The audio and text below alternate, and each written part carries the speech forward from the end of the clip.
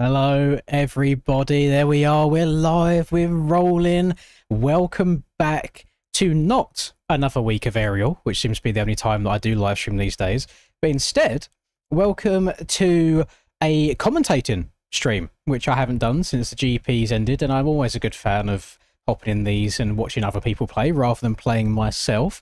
Today, what you are going to be watching is a special event hosted by the MXB-Ranked boys, where actually, you know what, let me just go through how this works. So MXB-Ranked has seasons. They've had season 1 and 2 so far, and they've just started season 3. However, at the end of season 2, they compiled everybody's points and scores together that they've earned throughout however long season 2 lasted, and they've taken the top 250 players and they have added them to a whitelist for this special event here. So the track that you are seeing right here, which was created by Kells, and I've spun about 5 laps or so now, and it is quite a fun track, very fast, very flowy. This is free for them top 250 riders. However, it is then also on the shop, released as of about 45 minutes ago for anybody else to download and enjoy if you want to. So them 250 people are currently in qualifying servers, getting their quali on. The top 25 out of all of them riders will be going through to a Triple Crown format event. So it is 3 races, which are 12 minutes plus a lap long, I believe, and it's open class format. However, there is a prize payout. So if I pop up Discord real quick, just so I can remember what the actual payouts and such were, it is... So first place through to third place get both shop credit and PayPal money, and then fourth place through to 25th place. So every single person that competes or does get some form of MXB shop credit, which is quite cool.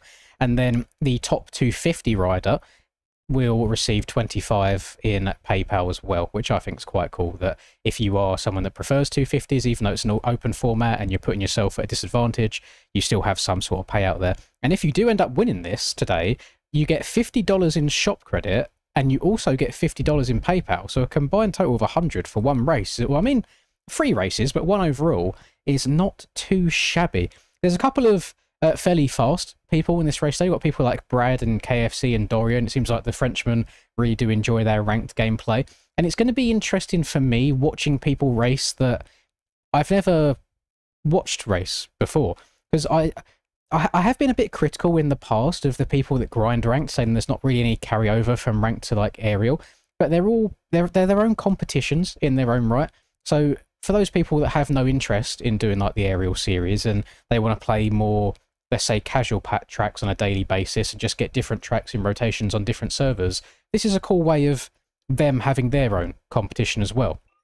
And I have said over the last 2 weeks or so that it would be nice if I start during the week, just during the day on Twitch, just do a couple of hours here and there of some ranked play. And since season 3 is only about 3 weeks old at this point, and I believe it lasts until somewhere around like the end of September, there's still a good amount of time to gain a lot of levels. And then you yourselves, if you get into the top 250 by the end of season 3, you can take part in whatever the season 3 race is going to be. So I'm going to spin some laps around here because they're still going to be qualifying for the next 11 minutes or so. So I'm going to show you the track that we have right here, created by Kells. A little bit of help from Question and Resolute Kraken as well in terms of race data and cameras. And I was doing it on the 250 just now. I'm now hopping onto the 450, so I'll try and do my best job of slowing down and checking up for the relative jumps. But we shall, we'll see how it goes. The track should be the second to last track posted on MXB shop, and it is also in the description, the top link in the description of the stream as well, if you want to go and give it a download. And anybody that did finish inside the top 250 combined in season 2, there would have been an email sent you which included a one-time use discount code which would have given you the track for free. So there is stuff, there is a point to doing ranked. After all, you get to have an event altogether, you get a free track out of it at the end as well, and so far the track is very, very nice. It's an SMX style track. I prefer using the term hybrid. SMX to me makes me cringe a little bit. I hate that's the way motocross has gone. But hybrid style track where half of it is MX, half of it is supercross, and so it's going to be interesting to see what, I guess, kind of setups work well for people here. In my mind, rocking a soupy suspension would work better. than rocking an MX suspension, because I mean, the motocross part of this, there's no real braking bumps at all, so you don't really need a good suspension setup for bumps. You can get away with a hard Supercross one with no issue whatsoever. The track is a little bit tricky though. It's a long track. You're looking at, I want to say, just under 2-minute lap times. So trying to memorise everything, trying to learn everything within the space of the 30 minutes of qualifying that these guys are going to get is going to be interesting. And I think for a lot of the people competing today, they won't really be used to a format like this of 30 minutes to learn a track and go fast. So a lot of the ranked players, obviously to get to a high level, you have to play a lot. They have a lot of the ranked tracks is just down to pure muscle memory, you know, just hundreds, if not thousands of laps on these tracks. So to now have a fresh track and for them all to be going at it on something that they haven't played a lot, I think it's going to be quite interesting to see how this all goes. And I imagine we're going to see quite a lot of new faces come out of the woodwork today. If I was a betting man, I would probably put money on Brad winning today. He's been kind of dominating aerial 250s at the moment. I'm not sure how his 450 skills are. Maybe he'll try riding a 250 anyway, just because he's good on them. And to be honest, he can probably go as fast on a 250 as most people do on a 450 regardless. So I imagine he'll be one to look out for today. Ken's is saying, hear me out, Fantic 450. I don't hate the Fantic. I'm just searching for a setup on it. So if anybody was tuned into yesterday with my absolutely abysmal performance in aerial high point, you'll notice that Pitt came top 5, I think it was, in both motos on the Fantic, and he slid in my DMs with a setup that he was trying for me to test out, and I absolutely hated it. I couldn't get the bike around the track. So if he's still using that setup, that just goes to show how different riding styles suit different setups each.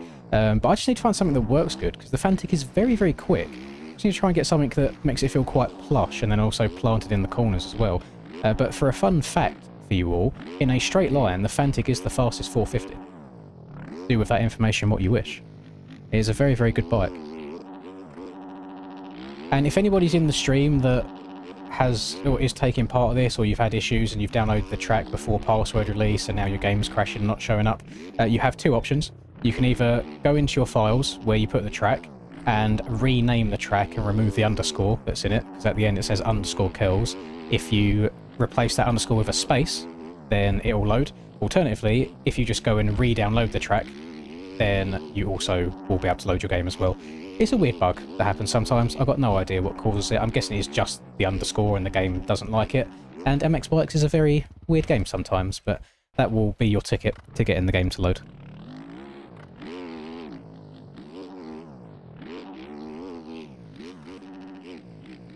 Did you play Season 2 at all for this, Kens? Because I know that you was really high up on Season 1. I don't know if you disappeared after that, because I didn't do anything in Season 2.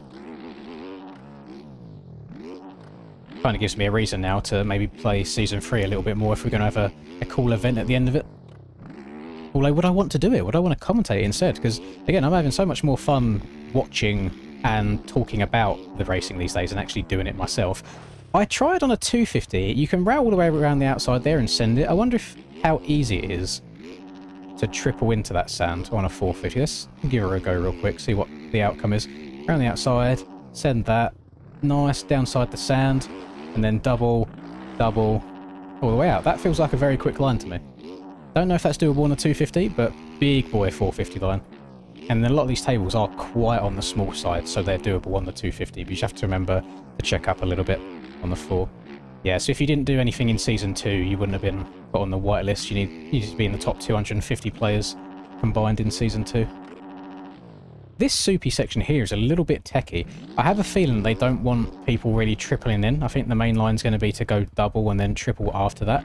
But on a 250, you can triple in if you ride the outside in this corner. On a 450, you can get it if you apex this nicely as well. But what if we just double in? So double, on, off, over? No, that feels like it wants an on-off as well. And then triple, jump around the corner, downside that little hump there, into the sand section here. Triple in, you might be able to quad in from around the outside as well. Let's go and give that a little look-see real quick. Speed difference between a 250 and a 450 is drastic. Acceleration, yes. Top speed around a general track, not so much. especially when the 250s have so much grip compared to the 450s as well. Like, once you're up to speed on a 250, around like a Nationals track, for example, because you do have so much grip and you can hold the throttle basically wide open, you actually don't lose that much time to the 450s at all. Supercross can be a little bit different, you know, as you've got a lot of high acceleration areas of the track, but in the grand scheme of things, it's not that big of a deal. It's definitely closer now than it has been in the past, for sure. I am commentating this whole event, yes, so there's only 3 races in this, so they should be finished up qualifying very shortly. They've got about 4 minutes or so of qualifying left, and then after that, once the servers go up, I'll join in there as a spectator, and they've got 3... It's a Triple Crown format. The races are 12 minutes each, so they've just got 3 of those. So it actually won't really be a very long stream, I don't think, in the grand scheme of things. It should be a fairly short and sweet one. But they didn't have a commentator for it. Nico made a post asking if anybody's about. I put my name in the hat, and here we are. A little bit of an impromptu commentating stream. Should be good fun. It depends what kind of tracks you are playing in regards to if bike setups will make or break. If you are playing like a supercross track or a particularly rough outdoors track, then suspension will save you quite a lot. If you are playing more of the straightforward tracks, if it's a Farm 14, a Walnut, a Forest, then you can make a stock bike go just as fast as a setup bike around there.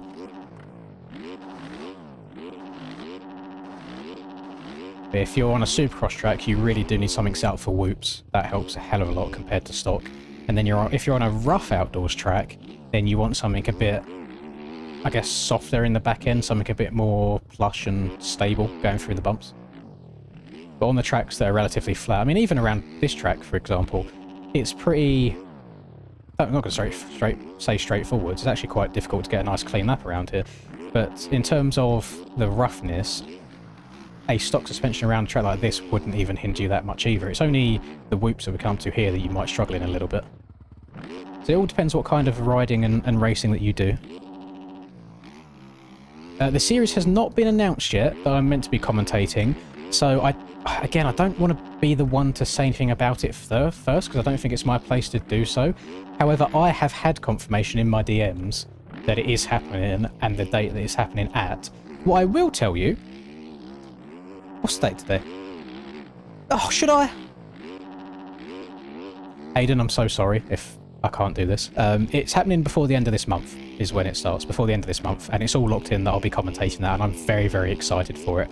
And I have a feeling it's going to be one of the biggest series this game has, based on its previous races and history, so I'm very excited for that. Have noticed that I haven't had a lap count yet, and I'm hoping that's just because I'm pretty stinky at the game these days, not because there's any issues with timing gates. Let me actually try and stay in the middle of the track for an entire lap.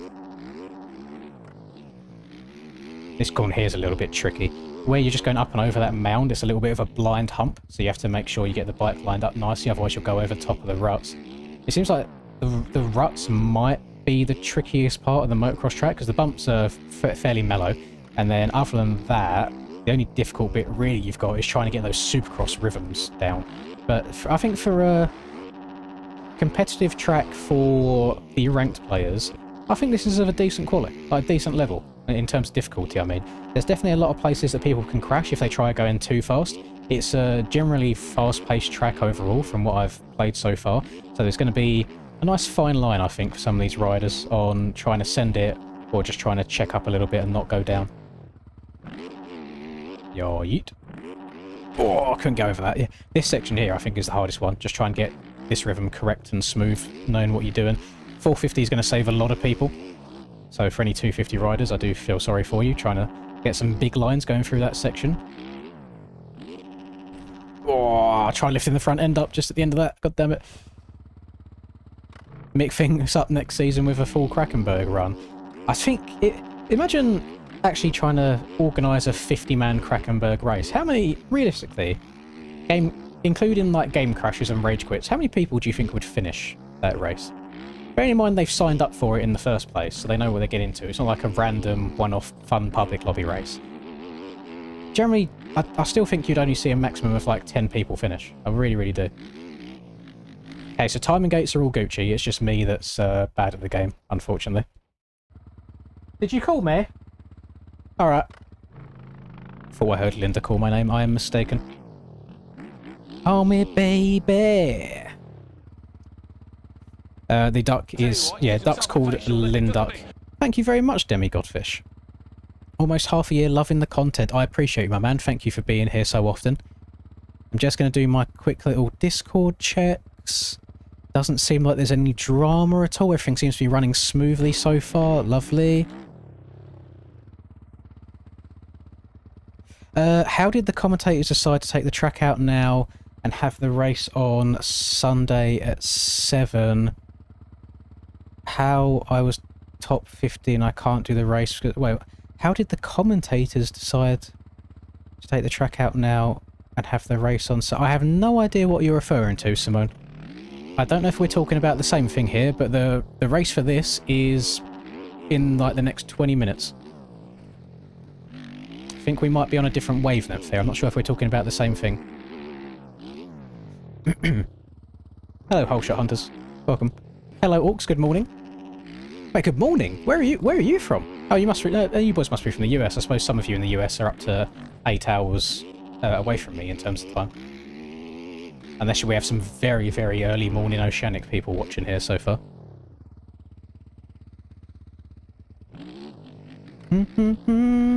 West Coast, yeah, okay. I know you guys have like 3 or 4 different time zones, so I usually do a rough estimate of between 5 and 8 hours of difference. How did the organisers do it, sorry, and have a time where people usually go away on Saturday night and Sunday?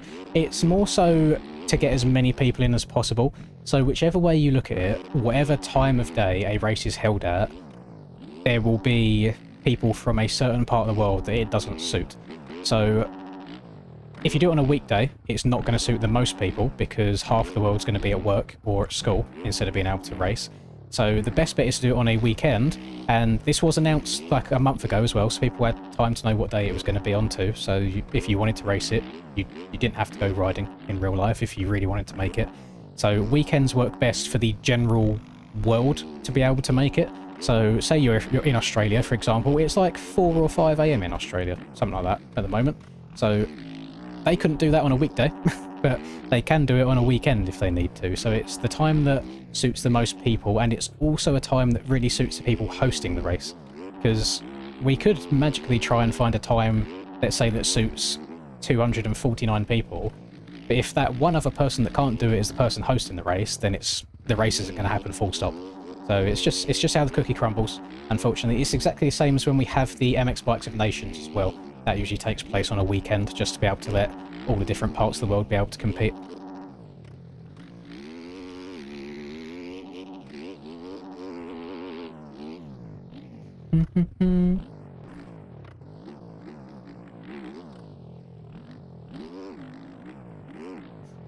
So there's a lot of reading going on right now, Eagle. I can only do so many things at once. I apologise if I'm missing things. Yeah. No, it's absolutely fine. I saw you say that it was a little bit on the toasty side for you yesterday.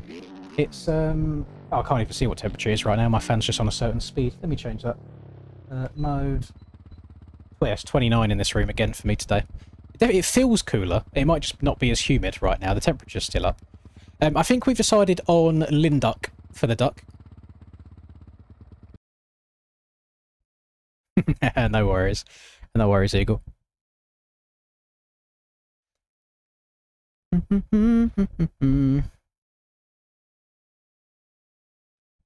Well, I mean, if you're riding in real life, I would definitely not be upset about missing an MX Bikes race. If I could replace every single MX Bikes race that I've ever done with a real life race or real life day of riding, I would bite your hand off at the opportunity. I also apologise if you do hear the fan. I'm hoping that the mic does its best job of doing some noise cancellation. If I turn it this way a little bit, shouldn't be as direct into the microphone. So I'm just checking to see the progress of where we're at for tonight. Nico says... Oh, okay. The race isn't actually starting for another 25 minutes. So we do have a little bit of downtime here just to chill and talk for a while. I'll check the qualifying results and that in about 10 minutes or so as well. Looks like the qualifying servers are just coming to an end.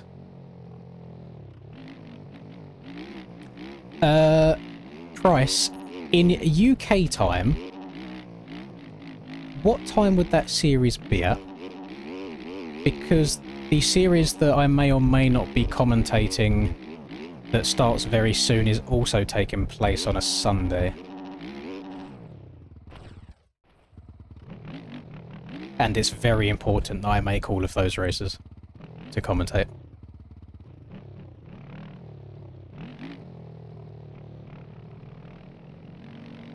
"30 minutes from now,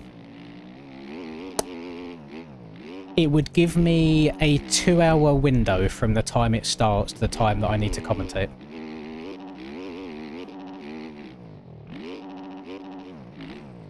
So if you think that it's able to be finished within the space of 2 hours, then there is potential for that. It would mean a lot of live streaming. I imagine me like live streaming that enduro cross race and then going straight into commentating after that. My voice will be finished. My voice went quite a bit yesterday, to be honest. That's why I've arrived with some water today to make sure that the throat's staying hydrated.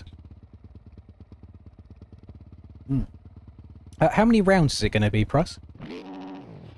Because the only other issue that I might have is every now and then, I mean like once a month really at the moment, I race on Sundays, like Saturdays and Sundays. So depending on how far away the track is, I might not be able to get to every single one of them, like get back home in time. Just got a lot of stuff going on really for the first time in my life. Usually, because I'm just a big old recluse and I don't leave the bedroom, or not bedroom, you know, leave the quote-unquote office and touch grass, I don't really have anything to do. But no, this year I've been a little bit busier than normal. Very happy to be able to do another commentating job though. I was sad when those GPs ended. Even though I was a bit jealous of the people racing, because I really did like the tracks when I was able to test them out, I'm still much happier, I think, commentating and watching the good people play the game than I am actually playing it myself. I think my time at the top of the podium on the controller might be over, I'll be completely honest.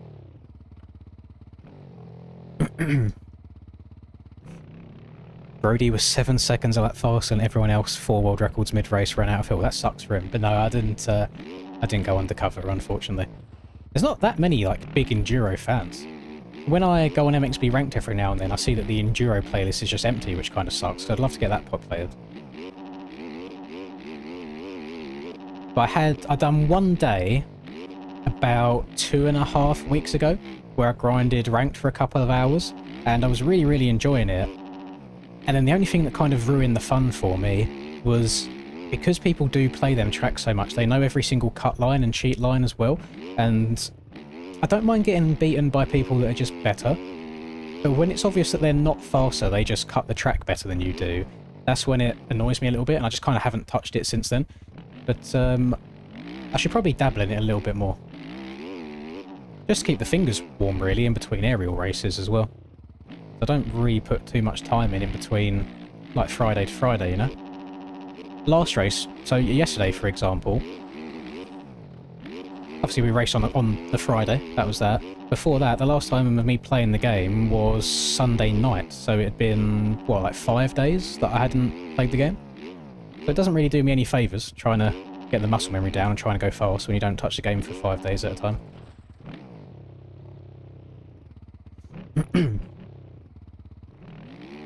This track is, I don't know actually, what is that? I think it's just called like MXB-Ranked Season 2 Finale Kells. But if you go in the description of this stream, there's a link there that will take you straight to it. And I'm just doing some mindless riding around at the moment as we have a little bit of downtime before the race servers go up. And we have exactly 21 minutes to be exact. So quite a good time for people just to chill out, ask some questions. Probably the best chance you've got of me reading everyone's message. Don't get to do that all the time. That is a good way of wording it, Minimoto, is calling them the local lines. Not a bad way of looking at it at all. I think what I need to do a lot of time is just get over myself and hit the if you can't beat them, join them mentality. Because I try so hard to race normally. If I see people doing it, I should just do it myself. But then I also don't know is, let's say someone's recording, are they going to then protest that? If I'm not the only one doing it, is it still going to get protested? So you're torn between, do I want to be a nice, honest, clean competitor, or do I want to get the win? best tip to get good at bikes from me, aside from putting in a disgusting amount of hours, is to try and learn from your mistakes. Thank you very much, Demigod. Hopefully Brian reads that out, because that is a big old paragraph. No, he's not doing it. And what I mean by learn from your mistakes is if you're riding around in testing, so like I am right now, if you have a crash, go into replay and slow it down and watch to see where it went wrong. Because if you can identify where that mistake came from or what you did to cause that crash, then next time around you can adapt and adjust to not do it again. And eventually what will happen is you'll do it so many times that you basically just won't make any of those mistakes anymore, so you'll be a lot more consistent on the game overall. That's the only real method I can give you in terms of like an instant improvement.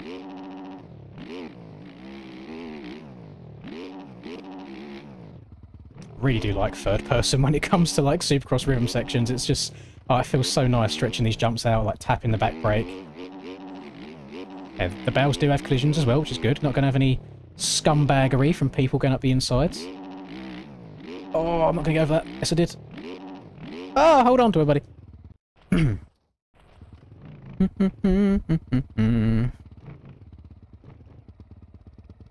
How was golf with Troy? Troy whooped my ass both times.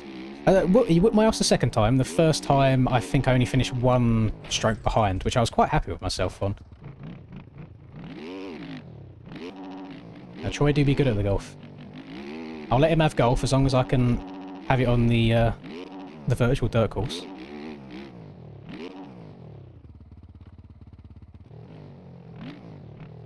Yeah, we got a week off of real riding, real racing today. Unfortunately, I never know what to do with myself on Saturdays when IRL has a week break.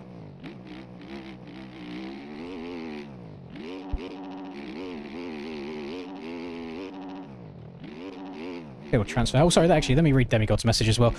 Notice in ranked, higher ranked players will just punt you to get past, even if they're slower or as quick, their ego hurts. Yes. No, I agree with that.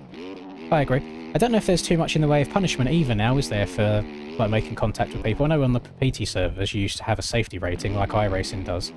Don't know how in-depth... Okay. I don't know how in-depth that goes onto MXB-Ranked.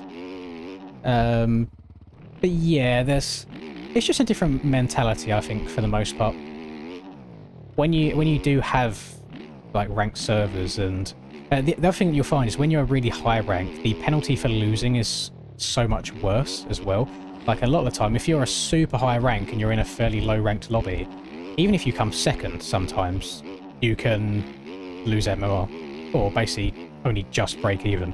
So it's very high risks. So a lot of them will be basically like panic modes to try and get people as quickly as they can and try and get back towards the front.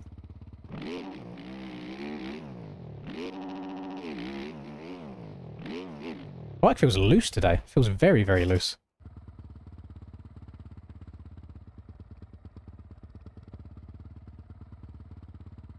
Oh, so the ranking seems like the safety rating does exist, but it's not really like utilised too much at the moment.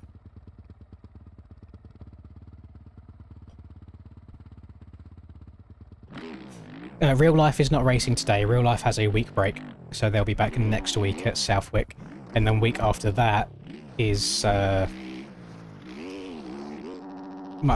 month in is July 4th weekend for the Americans. They'll be at Redbird. Troy, I don't know actually. Has Troy been doing any ranked stuff recently?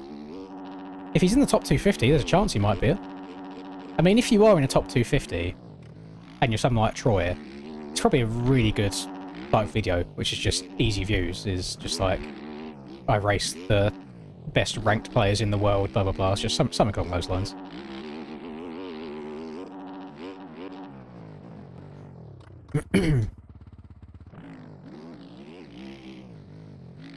Right, they've got it. They got LCQ. Top 25 making it to the main. Oh, no LCQ.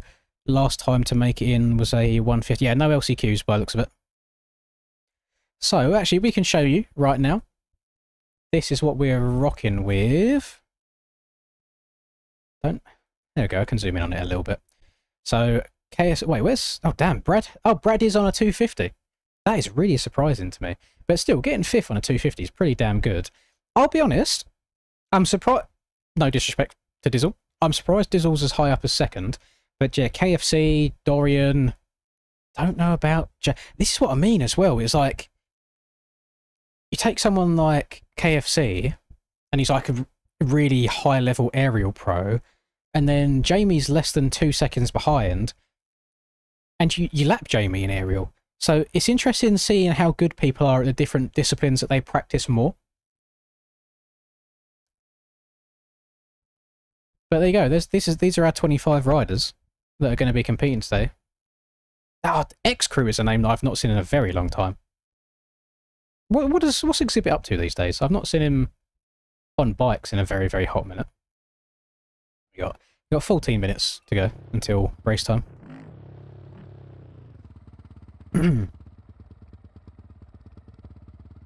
What do I think of the FXR gloves that I'm wearing? Yeah, they're cool. Nothing wrong with them. I don't know if I'd wear them if I was wearing any other gear other than the one that I'm currently wearing. It's just, I like having matching stuff like that. But yeah, they're the same gloves that go with the gear, and then the helmet's the same as well.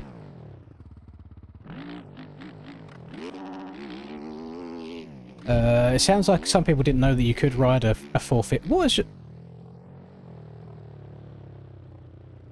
I've just had like a random, like, big bit of dust fall from the ceiling in front of me. That was weird. Yeah, a lot of people... So because the riders that are eligible to race this race, it comes from all of the different disciplines. So a lot of people ride 250 only servers for ranked. So this being open is going to be a bit different for some of the competitors. And it's one of them, do they stick to the 250, which is what they know, which is what they're good at? Or do they mix it up and try the 450 and go a little bit quicker? It's going to be interesting to see.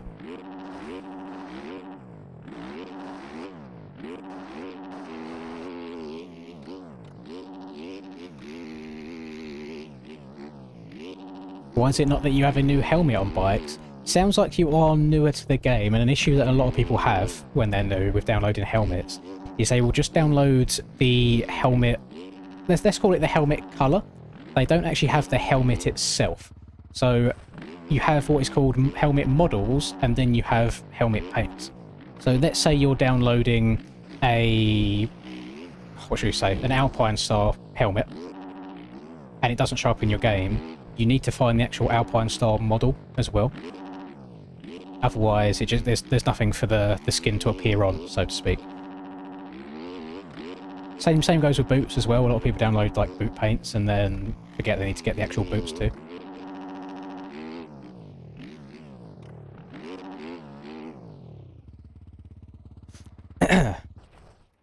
Covers real life races, MXGP, and all the AMA stuff. Oh, okay, that's nice that he can make the transition over to the real stuff.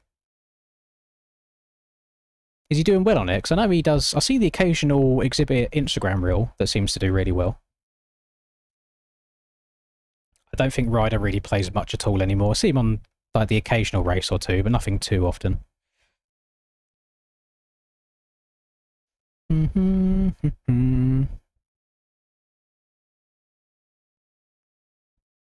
I have no idea when it comes to like making chrome skins. That is a skill that I do not possess, unfortunately. Luckily, I get people much smarter than me to make it for me instead for when I download them. There's a custom livery, yeah, all the stuff that I'm wearing right now is custom for myself. I don't think it's on MXB mods at all.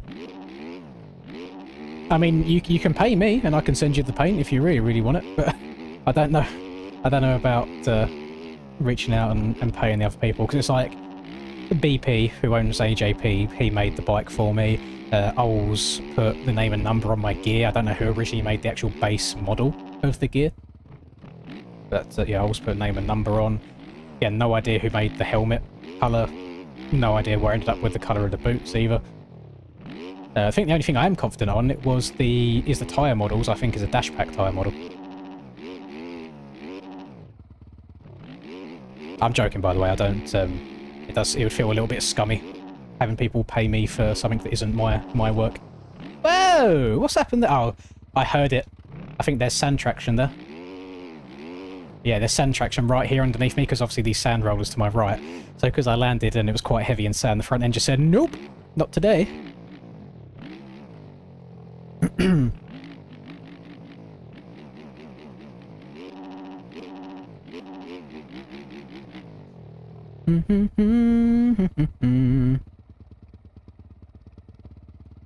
DNX is actually quite a cool name.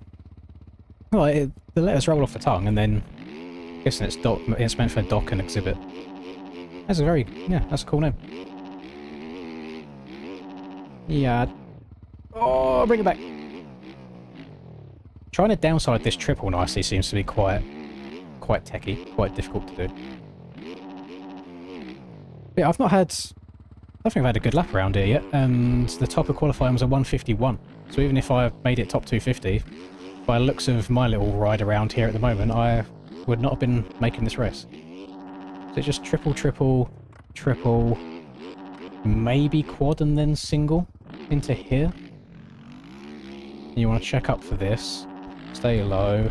Do. Can you get away with jumping over this whole thing rather than tyre tapping?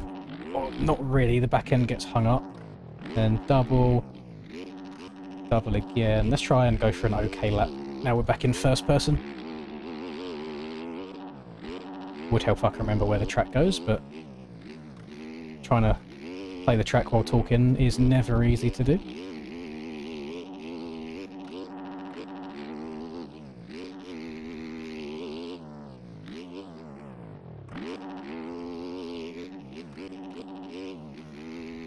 Oh, that's a fast corner.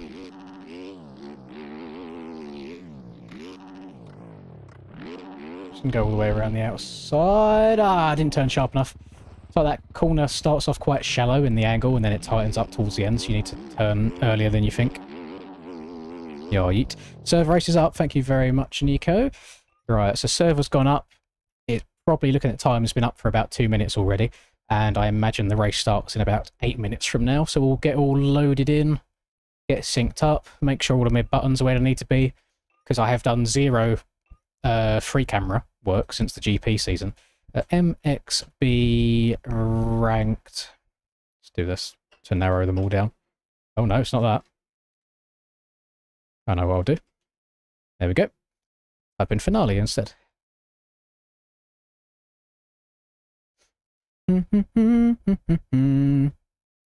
Yes, Exhibit and Ryder are two different people. Exhibit's YouTube channel was Exhibit, and his name is Josh. King Ryder, his name is Ryder, and his YouTube channel was Ryder. They are two different people.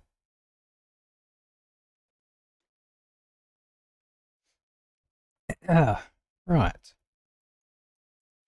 I do like the background as well, if you're talking about this background right here. But then if you stop and study it a bit more, it gets a little bit more and more boofed. Like his neck's all funky, the goggles cut out there where it shouldn't be. He hasn't got like a nose over, well, you can't even see it, but behind me he's not got, doesn't look like he's got a nose at all. So if you look at it from like the other end of the room, it looks hella drippy. But if you get a little bit closer, it starts getting a little bit boofed.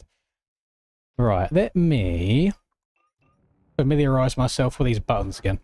So we're going to take map off, speed standing, so it's tab for that. And then it's /, I believe, to get people's names. Yep. If I press these, so that should slow the speed up. That should make it go faster. Up and down, zoom in, zoom out. Get a little bit of follow cam action going on. No, okay, we can do this. We can do this.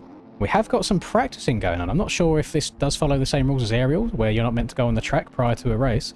But all of the French boys right now, so Valentin, KFC, and Brad, all getting their practice in.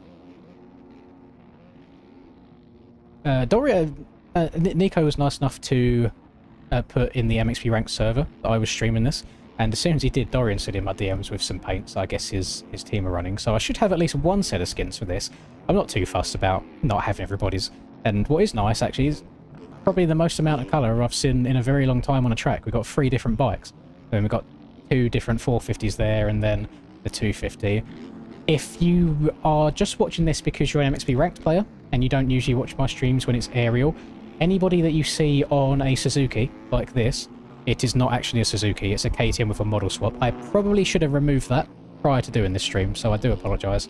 But I just thought I'd let you all know in advance as well. Yes, Neon... I'm quite surprised, because I thought me and Neon had established a relationship where I wasn't too fond of him after the issue basically like 2 years ago, and I hold a big grudge. So I was surprised to see him atting me multiple times today, asking if I'm at the MXGP at Matterley. Brad's KTM is KTM because he's on a 250. The model swap is only on the 450 KTM. So what are we looking like here? So there's 25... So there is 40 start gates by looks of it, but we only got 25 people racing. Hopefully there shouldn't be too much chaos off the start. If you somehow end up with gate 40 though, you have got about an extra 2 miles of track to cover to get to turn 1. So it looks like gate number 1 is almost guaranteed whole shot here. However, that is not the easiest first corner, or not the easiest place to rejoin the track after a start. I think we're going to see a lot of like front ends collapsing over this bump whilst people are trying to turn. There is going to be a lot of people basically taking off of this by mistake and landing over here. So I think we might, instead of... So I usually do like a follow camera for start. We usually go like here and follow people through. I think instead we sit about here and we just watch the carnage unfold instead. I think that'll be the most fun bit to do. Yeah, we have. There are some faster people in here than I realised. It seems like the French guys love this. I mean, Poct is French. If you are newer to the game, you got no idea who Poct is. He was basically like the 250 guy a couple of years ago. He was insane, like insanely fast. Dorian's in here. KFC's in here. Mateo. I don't think that's the same Mateo that used to be really, really quick. I think it's a different one. Then you got Brad. Jamie's in here, which the spelling kind of looks a bit French. I have a feeling that he's just an American dude. But I've just never seen Jamie spelled like that. Maybe it's Jamie. Jamais. Je m'appelle. Oui, oui.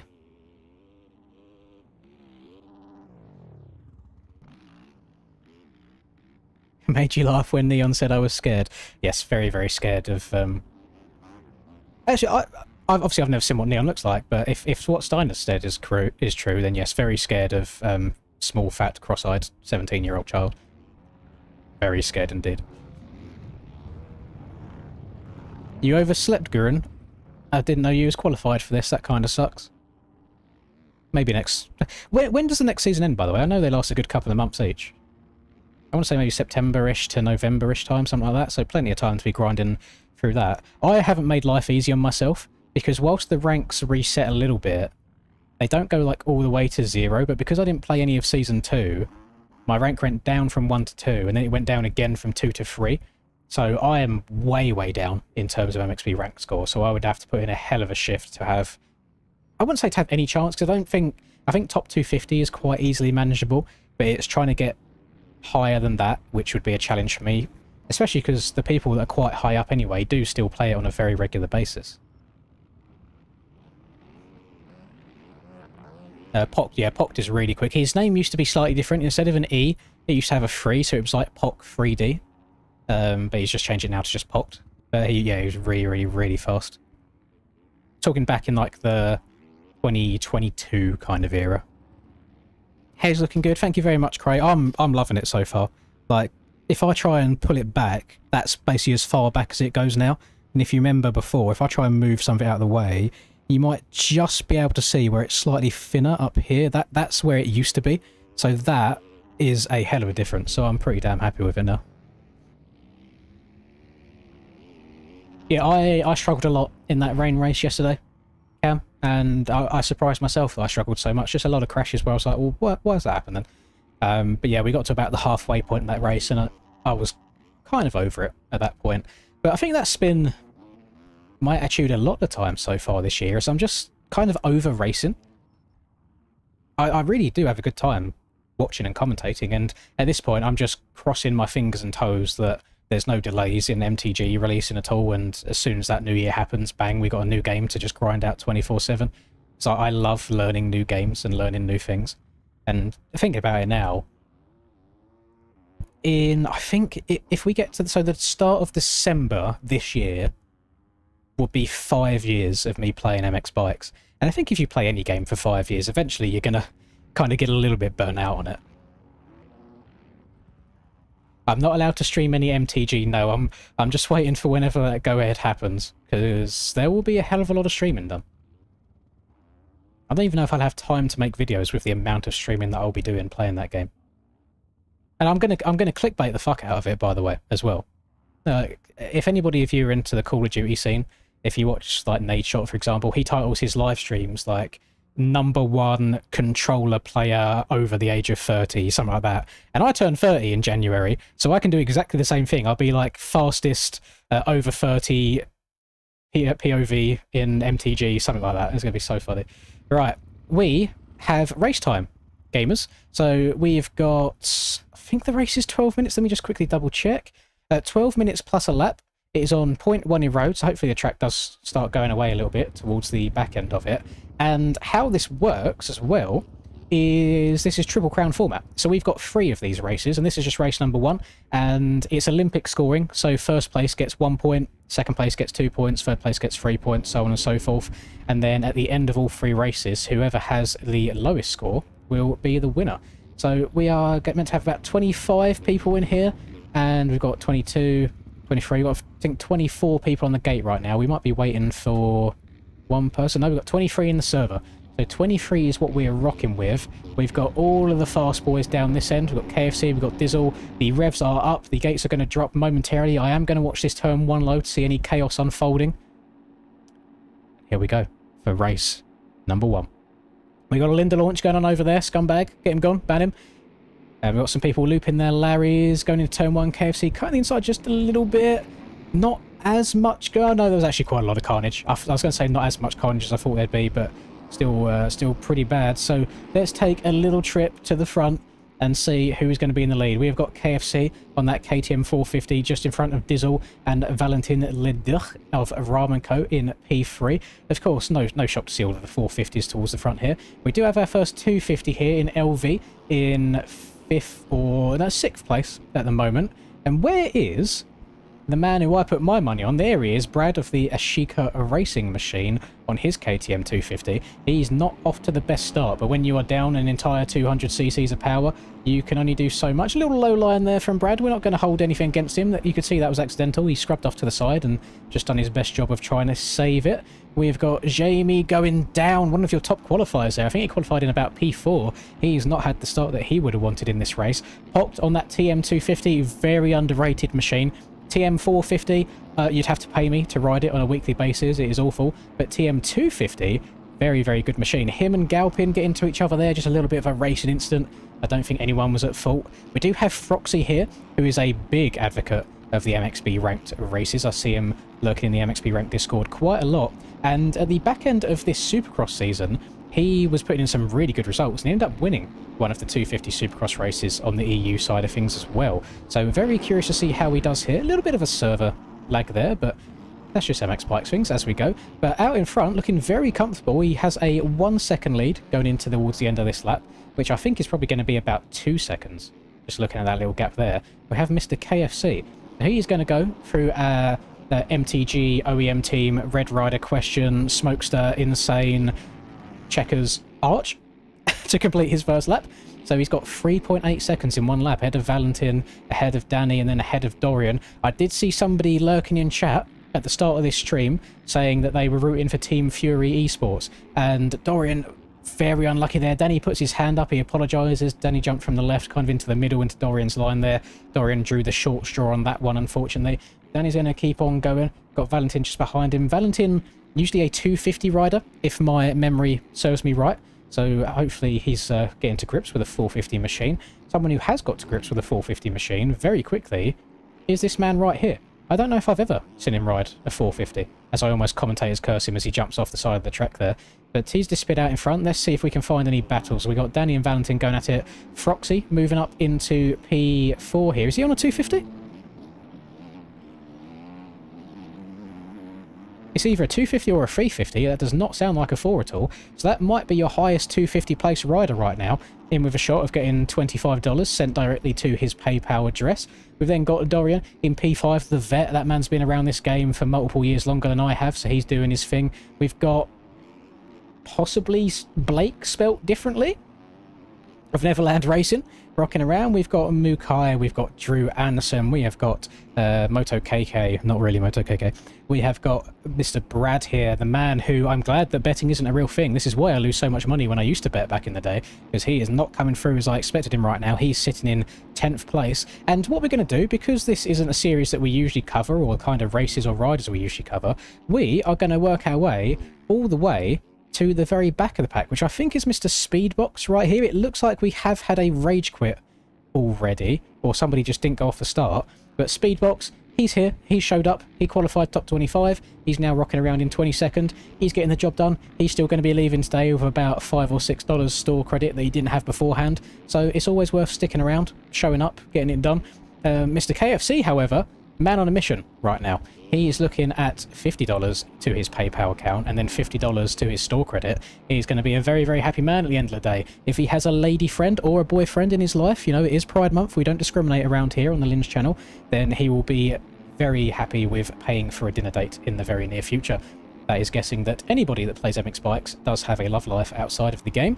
Froxy's dropped back a little bit. He was in P4. He finds himself dropping back to P6 now. However, well, no, he's not the top 250 rider. That position is now going to go to Blake here on the Neverland machine. So there is only one 250 rider that is going to earn extra money today. So they will still get the normal, like store credit, and if they manage to finish top 3, PayPal balance. However, the one top 250 rider would also get just a little bit extra slid into their back pocket as well. So all to play for on those 250 machines. When I was playing this track before starting the stream, just to learn it a little bit myself, I did do it on the 250 and I rode the Honda. And you can tell that I don't ride them often because they felt so loose. They are so nimble compared to the fat 450 machines. But gotta be good fun. Gotta be good fun. Danny trying to triple in there. I'm not sure if he just came up a bit short or if he tagged the back of Dorian. Let's have a quick little rewind. Coming into land. I think he does get on the back of Dorian. That was a very, very risky move to go for, jumping in with Dorian there. I'm surprised. Dorian clearly has been going to the gym, because that didn't seem to affect Dorian whatsoever. And I don't know. I know we've got Mr. Mooklab himself lurking in the chat here. Is there a respawn delay for this race? Because it looked like it took him quite a while to get up and going again, even after the bike stopped. So I'd be very curious to know if we've had a respawn delay added to this.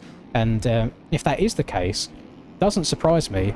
It is. We got an extra 1 second added onto the crashes, so more reason than ever to try and be as consistent as possible. So it doesn't surprise me that with a almost 15-second lead right now, we have got KFC out in front. So we have a French 1, 2, and 3. I don't know the nationalities of most of the people in here, but I do know that KFC, Dorian, and Valentin are flying the blue, white, and red flag of Vive la France. So, you know, Nico's got to be quite happy that the event on his system that he's got all set up here is his fellow countrymen doing very, very well.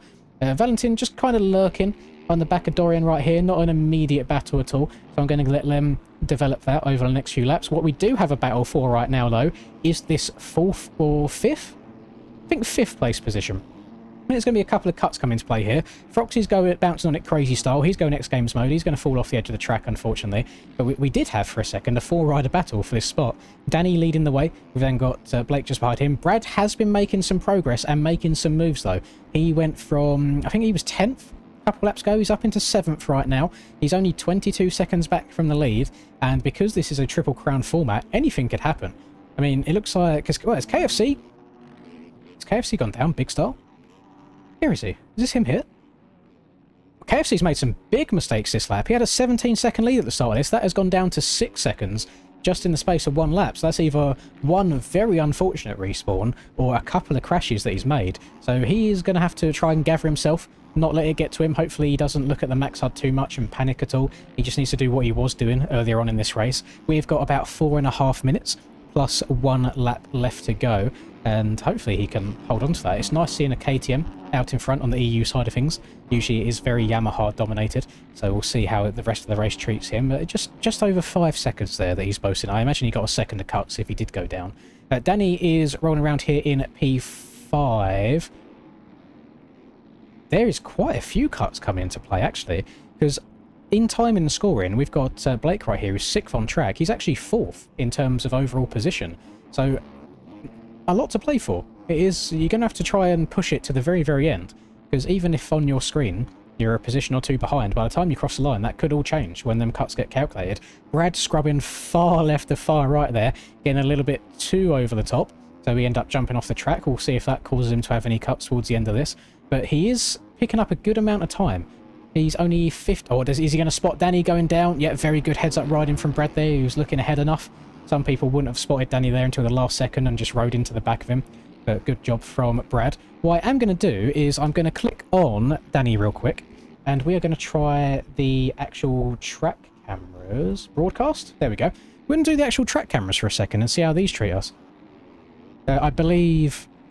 I don't know if it was Mr. Resolute Kraken or Question that done the race data and done the track cameras for this, but I know it was one of them too. So shout out for them for making my life a lot easier, so I haven't got to fly around all the time. I'm going to follow these boys for a little bit. So if you look at timing right now, Blake is in front of Brad and Danny. But on the screen here, Blake is behind the two of them. Brad messing up that rhythm section. That's going to allow Danny to jump back past him on that 450 machine. And let me go back to Brad real quick. Brad lost so much time in that section. That's one of the disadvantages that you have on the 250 around here. On the MX part of the track, I don't think you're at much of a disadvantage, but on the Supercross section, you have to be so perfect. If you get it a little bit wrong, you can see how much time you lose. That had to be like 5 seconds worth of rolling through that rhythm section there. And then trying to keep all that momentum up through the whoops as well could prove to be a little bit more difficult on the 250 machine. The lead between Dorian and KFC seems to have stagnated a little bit. It's been between 5 and 6 seconds now for this last 2 laps, and it was a lot bigger. So either Dorian's found his flow, or KFC is falling apart a little bit towards the back end of this race. They have 2 minutes plus 1 lap left to go. We've still got Brad and Blake going back and forth. This seems to be the typical thing. So we've got Brad, who I believe in terms of raw pace is a little bit quicker than Blake, however keeps making them mistakes. So Blake is just kind of keeping himself honest, just running his similar sort of laps over and over again, and if the opportunity is there to pass Brad when he crashes, then he'll take it. But so far, getting a bit steezy as well. Has he overwhipped it? No, he brings it back a little bit sketchy on the landing. Brad's going around the outside of him just like the trailer park girls do. Eminem must love Brad right now as everyone jumps to this inside. All kind of filter into that second row also, seems to be the main line there. And still, we've got some very close racing going on here, like Mukai and Froxy, for example. These boys, timing, they're close. Actual on-track position, not so much. I think there's going to be a lot of cuts going on here. Galpin has left, unfortunately. Speedbox has now been promoted from 22nd to 21st. Let's go Speedbox, and we get some W's in the chat for Speedbox for sticking it out. Have we got any other battles going on here? We've got LeBlanc and Crollo together. They're going at it a little bit. Lead is going down. Little by little. I imagine it's going to go back up again just from the way Dorian's hit this rhythm section by the time they get to the finish line. But there's potential here. If you're Dorian, you want to stick into this because one bad crash from KFC and that lead could change in a heartbeat. So they're going to go across the line now. I believe they have 2 laps left to go. So they've got 30 seconds left on the clock. So they'll hit the finish line with 1 lap to go next time round. So 2 laps left for these boys. We're going to go back up to this freeway battle that we've had for the last few laps now for this P4. And this actually means quite a lot because whilst this one moto doesn't decide any payouts at all, it's a combination for the overalls. There's 2 250 riders in this little battle that we've got going on here, as Brad and Danny are basically sniffing each other's armpits. They are tagging handlebars with each other. So Brad and Blake, basically, are in a battle right now between being the top 250 rider. And as I said, if you're just tuning in with us, the top 250 rider in the overall today does get an extra $25 into their PayPal. So all to play for these 250 boys. And honestly, let me have a look at the payouts again. I know this is just one race, but if it was to finish right now, Brad would get 35... No, not 35. Brad would get 35 in MXB shop credit, plus 25 in PayPal. So a good day for rocking up on a 250. Not too shabby whatsoever. Yes, first, second, third, and fourth all flying the French flag as well. Not sure why, but I'm getting a sudden smell of escargot in this house. Tastes just like chicken, I've heard. Is LeBlanc Matt LeBlanc? Good question. I actually don't know the answer to that. If so, pretty damn cool. I know there's 1 or 2 real-life riders that play the game. I don't know at what level they compete at. But if that is him, yeah, it's very, very cool. Kelton is saying that it is. Oh, cool stuff. Yeah, there you go. Big old Matt LeBlanc. rocking around in P14 right now. LV was looking to be your best 250 rider earlier on in this race. He wasn't able to keep it together, unfortunately. He's finding himself dropping down to 16th. We do have the only Honda on the track, which is not letting me view right now, which happens every now and then. There we go. Of Mr. J. Briggs of the Exhibit Crew machine. Froxy, I don't know if Froxy will be disappointed with this or not. I think he felt quite confident going into this race. I don't think he expected so many heavy hitters to show up to the line. I mean, these boys, so like Brad and like KFC, for example, anytime I have the fault of signing up for a random MXB race just to have a bit of fun, these boys are already signed up in advance, so I know that it's going to be a hard day at the office, so a lot of time I just don't even bother. These boys do put in a bit of a grind, which you can't hate them for. You know, that's what the whole ranked thing is about as well, is people grinding out their rank, trying to get as high as possible. We are on the last lap here, and the lead is the lowest that it's been the entire race, and Dorian is sending it right now, trying to catch up to KFC. The issue is, we only have about half a lap left, and the gap is just under 4 seconds. So short of a crash from KFC, I don't really see a world, or cuts from KFC. That could be an extra second. I don't know if I see a world where Dorian gets this done, especially if he's just lost another half a second or so. Can KFC get this rhythm section clean? He goes triple, quad, on, off. Oh, he tries double step off. That is a big line. Fair play for even trying that. I didn't even know that was an option. That is really, really fast. So he is greasing this Supercross section, by the looks of it, hitting it really, really easily. So I don't think the cuts are going to change anything on the back end of this. It doesn't look like anybody got lapped, which is very interesting. I can't remember the last time I ever saw that. I mean, the races are definitely a bit shorter, being in the Triple Crown format. It looks like the last place is going to finish about 1 minute and 40-ish seconds back. And yeah, when the lap times are around 1:55s or so for this top boys at race pace, yeah, it doesn't quite get it done. Dorian did get the gap down to 2.8 in the end, wasn't able to quite get it done. However, in the Triple Crown format, you can't be unhappy with that at all.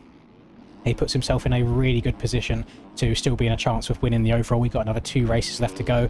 Valentin's going to cross the line in P3. Brad is going to go across the line in 4th place, unless cuts change anything. No, Danny had more cuts than Brad right there. So right now, Brad is in the driver's seat of being the highest, well, I guess lowest placed? Highest placed? The fastest 250 rider on the day. Blake's going to go across the line there. Does manage to beat Froxy on cuts, and then Dizzle on cuts as well, I think. It looks like Dizzle had quite a few. And Dizzle qualifying in P2 overall. He finds himself 8th in the race. Popped is going to go across the line on his TM250. He gets the fan vote, in my opinion. I do enjoy the TM250 machine, especially with those dual pipes. There was a... for those of you who don't know, Bobby, aka Concept Graph, he goes by online, his Discord name and his username. He is a very, very talented graphic maker. And back in, I want to say maybe 2016, maybe 2017, he had a Concept Graph MX Simulator Supercross team that rode a TM, and they had dual, I think it was either dual, they were carbon pipes. I can't remember if it was dual Yoshi or dual Acras, but when I tell you it's one of the sexiest motorbikes I've ever laid eyes upon, it was unreal. And that, I think, was a full French team as well, back then, back in the MX Simulator days. Yeah, Bobby, very, very talented man. Very talented indeed. So Speedbox actually getting promoted up to P20 there as well. So good stuff. And then Matteo crossing the line last, but definitely not least, because he still finished. And that's the important thing. Matteo crossing the line in 21st place right there. Hello, Matt. Hope you're doing well, buddy.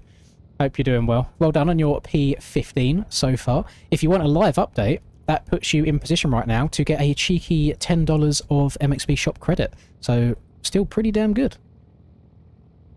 You made the Concept Graph MXS compound back in the day. That's actually quite cool. I like how everything does end up tying in with each other. Let me see if I can find this bike. MX Simulator, Concept Graph, SX, Hack. No, was it 20? No way, it was 2015. Oh, the issue with a lot of the MX Simulator pictures is the pictures don't exist anymore.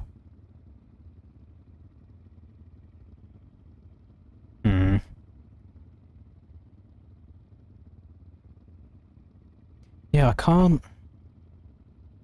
Yeah, the pictures don't exist anymore on the forums. No, it's not 2015. That's a Kawasaki model, it says. Let me keep trying to find it. Let's try 2016. Concept graph 2016 Supercross. There it is! Found it! I found it, gamers. Right. This bike right here. This won't be anyone's cup of tea. When I say dual, it wasn't like side to side. It's this. It's like a double tail pipe. Like, I think it looks so cool. But he had like the whole chrome thing going on as well with the EMC and the graph. And I just thought it was a really nice bike. And with they had like the first gear as well, and when it was all together, it did look really cool. Very European vibes with like the aero helmet and the almost Cairoli-esque colourway on the boots.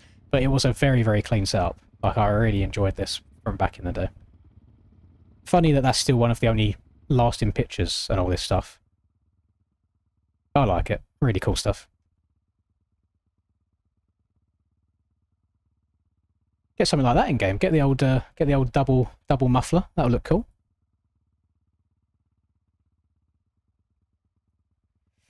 You thought you was locked in? Not locked enough, clearly.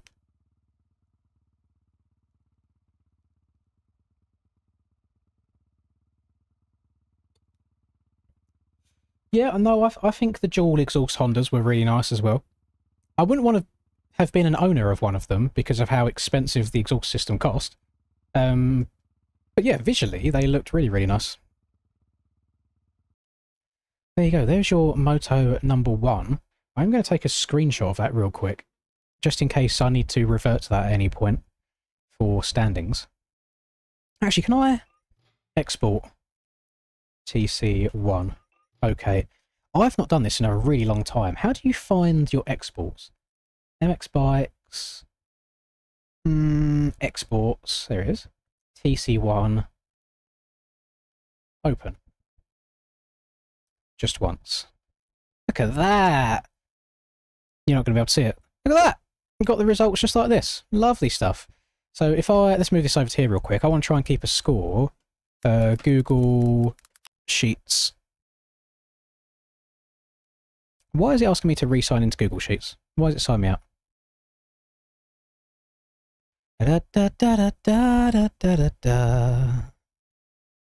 Copy.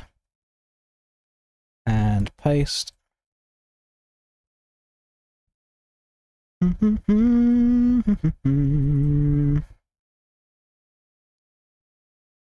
And delete. Oh, Linducky! Linducky has fallen. Just like the towers.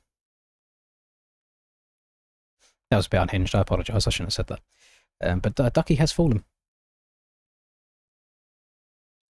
This is what we're rocking with so far. So we've got KFC in first. We got I apologise. We got Dorian in second, and we got Valentin in third. I'll try and update these as we go. I don't know if like VLOOKUPs and stuff work in Google Sheets. I'm more of an Excel person, but I don't have it on this PC. But I'll try and keep things updated as we go in between races.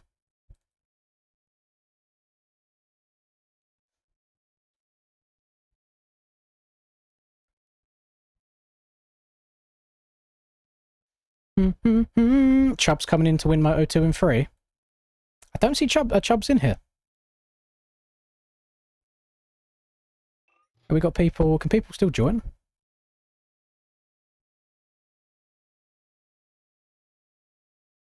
Yeah, a lot of cuts. Hell of a lot of cuts. But I'd rather them be too strict than not strict enough. So it stops any scumbaggery on low lines. We have 2 extra people joining us here. We've got Man with No Name and Chubbs joining as well. Nice. I didn't know we've got Resolute lurking in the server as well. I'm guessing he's doing the admin-y parts at the moment. Nico's in here, or just watching people to make sure everyone's behaving. Which is nice, actually, seeing like admins in the server.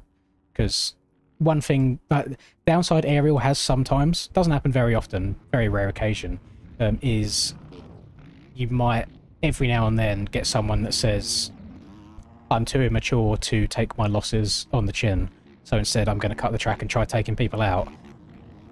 Sometimes it doesn't get seen until the race is done, and then the damage is already done by then. So it is nice seeing people on the ball, ready to kick anybody that's up to no good. Hello, Froxy.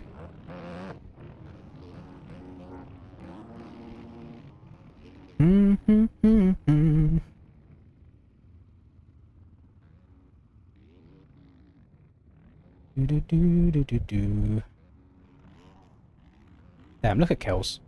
2 different logos on his own track. Oh, what do we think, gamers? Do we prefer left Kells logo or right Kells logo?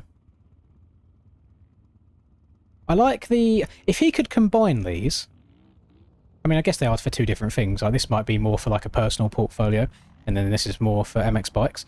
If he could combine these and take the yellow of this one and change it to like the green to red of that one, I think this would be like the superior one.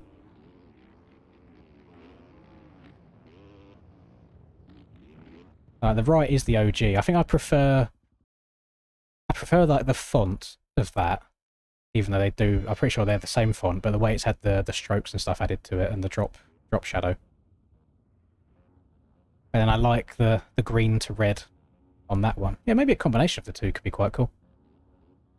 I also wonder if the black text here of graphic level game design would look better in white. But then it's hard when you've got a gradient underneath of what one colour font looks good.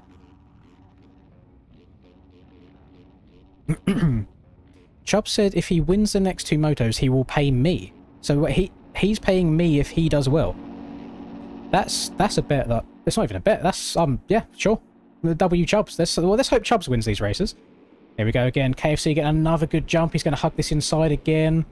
Head inside the banner, but wheels on the track. We're not too unhappy with that at all. So he's going to lead us through. Dizzle getting a good start this time. That could be what Dizzle needs. We're just going to let the server sort itself out for a second. It's always a little bit buggy on lap 1. That's just the way the cookie crumbles in MX bikes. But yes, Dizzle going to be out in front. It looks like KFC might have gone down in turn 2. So he's going to have a little bit of work to do. Where is Dorian? There's Dorian. Dorian's in P4. So exactly as I said at the end of that first moto, Dorian's second place in Moto 1 sets him up perfectly to be in with a chance of the overall here. And with KFC getting a bad start, Dizzle going on X Games mode, hitting the front flip over the berm, carries on going. Puboso is blessing him today. Dorian's in a very good spot right now to make it work, as I don't even see KFC inside the top 23. Where is he? KFC's not on here at all. Where is, no, he must be. Oh, there he is. KFC's in 8th. I'm being an idiot. I was looking for a yellow thing, not an orange one. My own model swaps are against me. KTM Dude up here as well. KTM Dude's in P2 right now. Or is he just taking the lead?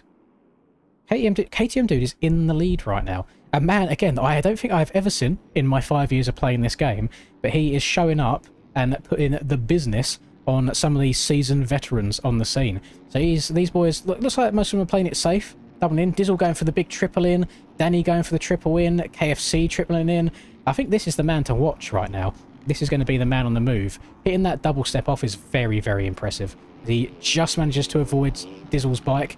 Dizzle had it all in his hands at the start of this race. He got the whole shot. The hard bit was done. And now he's doing his best Linz impression and throwing away all of that hard work on the opening lap, which is probably the worst lap to be throwing it away on. So many positions lost. So much time lost and so much time to try and regain. Mukai going down, getting into the Chubbs there. I don't know if they went down together or separately.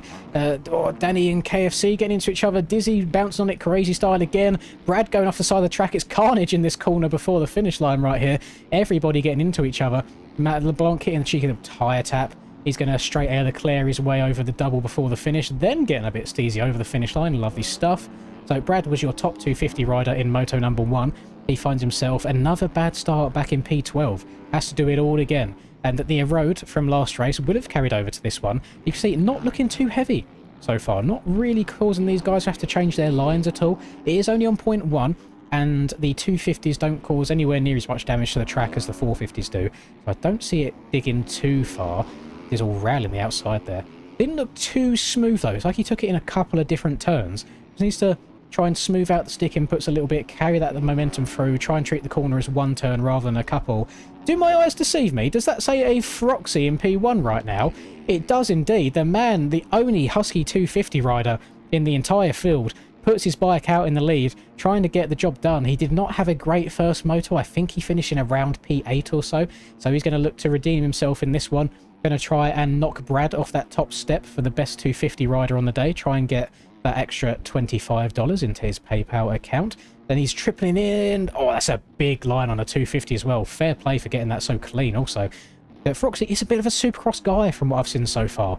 Haven't been keeping up too much in terms of the 250 outdoor results this season, but in the 250 Supercross side of things, he was having some extremely good results on the back end of last season. So we'll see if he can put all of that skill to good use on this back half of this track.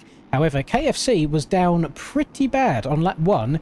He has already found his way around about 5 people, and most importantly, he's found his way around Dorian, who's the man that he needs to beat in this race, and he works his way now past Blake as well. He's up into 2nd position after just 4 minutes of racing in this second race, and oh my god, is this netcode? I think it was a combination of netcode and getting a bit sketchy. That looked crazy. I'm surprised he stayed on 2 wheels there. He's going to look for a way around Blake again. He's going to go to this middle rut, keep the power on, letting that 450 munch around the outside, jumping down into that middle rut. Very smooth, really nicely done. He's now going to try and set his sights on Froxy in front. He's got about a 7-second lead that he has to try and diminish now. Dorian rocking around in P4 at the moment, with KTM Dude being relegated from his first place at the start to now about 5th, but still a very respectable position. And Dizzle is now looking to make amends for his early mistakes in this race. He finds himself in P6, probably about to be in P5 very shortly. There we go, works his way around KTM Dude as he makes a little mistake. Danny on the Team Fury Esports machine, having just another solid ride, looking around the 7th, 6th/5th spot. Had some good battles for the... Oh my Jesus Christ! Danny is hooked way harder right than he's ever imagined. Harder right hooks than Mike Tyson. We got Shin, who I didn't see in motor number 1. He seems to have a better start for himself here in motor number 2. Shim, sorry. Being a poor commentator, call me Ricky Carmichael. Shim, not Shin. Mr. LeBlanc, P11 right now. Better race for Mr. LeBlanc than he had in the last one. Although, has he just been passed by a few boys? No, this is all as it runs. So we got Chubbs, the man who we need to win this race in order for me to get paid. He is rocking in P11 right now, just behind Mukai and then just behind Valentin. Valentin, not as good of a race for him as in the first one. I believe he finished 3rd in Moto 1. He's just going to try and avoid Shim as we go through this rhythm section now. Just going to triple, double around the corner into the sand. Nice. Mukai going down. Matt manages to get past him cleanly. Prolo going past him also, and then Brad not really moving forwards as he would have liked. He sat in 15th right now, gets unlucky, almost pulls off the front flip, hits into the back of Mukai, and these rhythm sections claiming a lot of riders right here. Quite a narrow bit of track as well, so with all these riders of varying skill levels riding it at the same time, very hard to judge where people are going to end up. All sorts of cross jumps, all sorts of people just trying to scrub too hard, you know, rather than just sticking to their line, and it really is whoever can A, get the luckiest, or can have the most heads-up riding and try and anticipate what everyone's going to do before it happens. So another lap down. We have just over 5.5 minutes left to go in this, and Froxy, out in front on the 250, is still holding strong. It looks like KFC is gaining about 1.5 to 2 seconds a lap, so in about 2 laps time, if nobody crashes, we could have a nice battle going on for the lead right there. And Dorian has also come alive in the halfway point of this moto. He has closed the gap down onto KFC. Where is Dorian? These boys have a big old gap to the people at the back. Got Dizzle and Blake going at it right here. Here's Dorian with KFC just in front of him. So Dorian can smell blood. The man in front of him right now is the only person that he needs to beat. So we'll see how it goes. We'll see how it goes. It shouldn't be too bad. Oh, no, I don't know if I agree with that one, Nico. The netcode, in terms of, maybe on a spectator basis, it's better than it has been. But in the racing situation, I don't know if it's a combination of netcode and maybe OEM collisions. But from a racing perspective right now, I feel like there's so much more wonkiness than there ever has been. Yeah, that's just my faults as from a racing perspective. But in terms of like the spectating right now, it doesn't look terrible.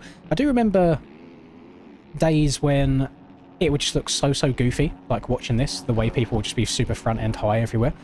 But it definitely looks better. The hands are a bit more joined to the handlebars these days than they used to be as well.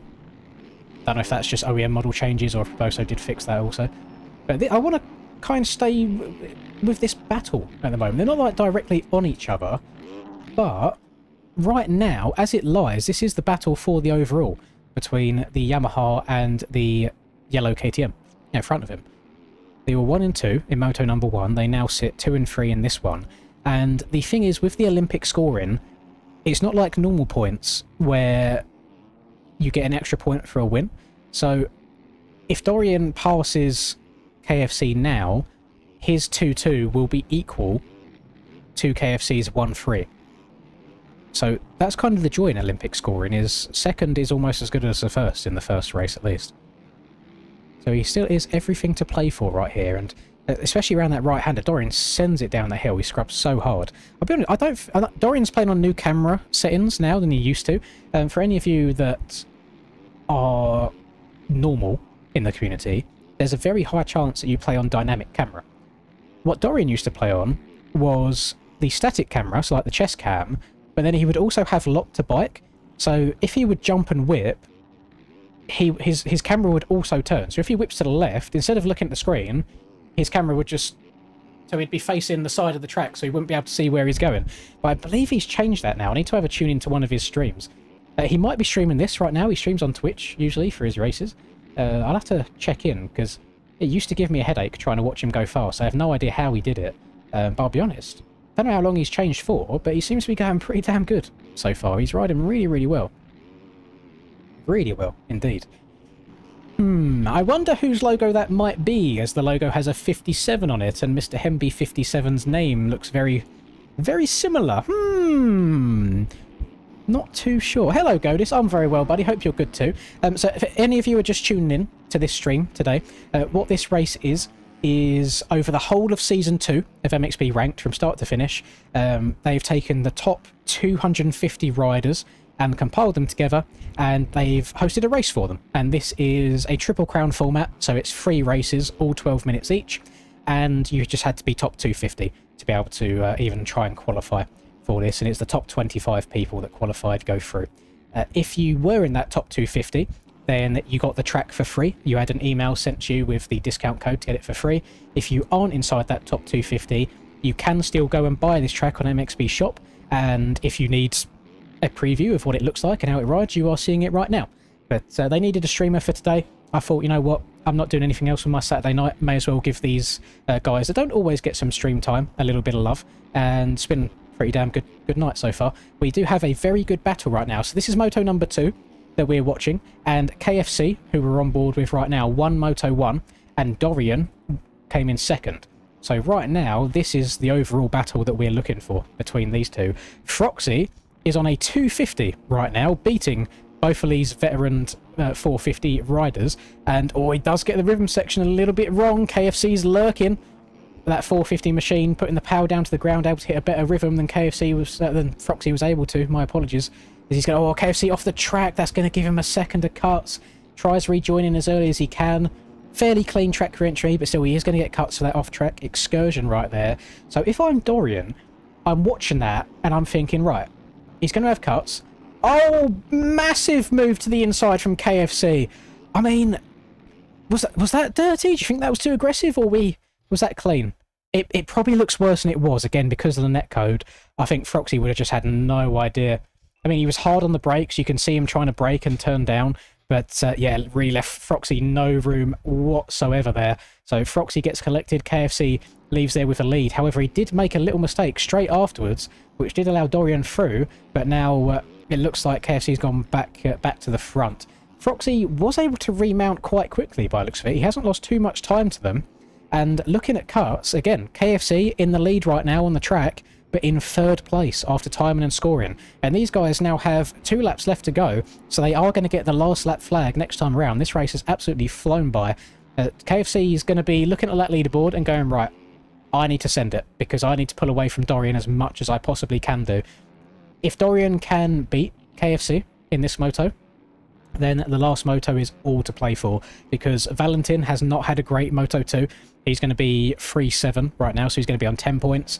If the flag goes out now, Dorian and KFC will both be on 3 points combined, so they will be battling for that $50 MXB shop store credit, and then $50 PayPal also, which is it's a decent amount of money for a one-race basis, you know. Not too shabby at all. I am seeing people in chat saying that it's a little bit dirty. And then Nico saying that it's clean. Race ban for me, it's not worth a race ban though. Froxy's not going to be happy with it at all. But it's not like it's a repeated accident. You know, it's a one-time thing. And you could see in the replay that he was on the brakes. It's not like he was holding it wide open into him. So definitely an aggressive move. Definitely a move that if I was Froxy, I would not be happy with at all. But in the grand scheme of things, it's not really penalty or take a race win away worthy. That's just how it goes. So here we go. Last lap is beginning. Dorian is 0.1 seconds down behind KFC. He hasn't got to overtake him. If he can keep it on the track and just try and close that gap by 2/10, he could be in with a chance of winning this. Because right now, it looks like these two are the two to beat. So if KFC wins this moto, he'll be on 2 points and Dorian will be on 4. And I don't see a world where Dorian wins and KFC gets like a 3rd or a 4th. KFC's ping is horrendous. Has he just lagged out, or is my... You know what? We're going back into the free roam.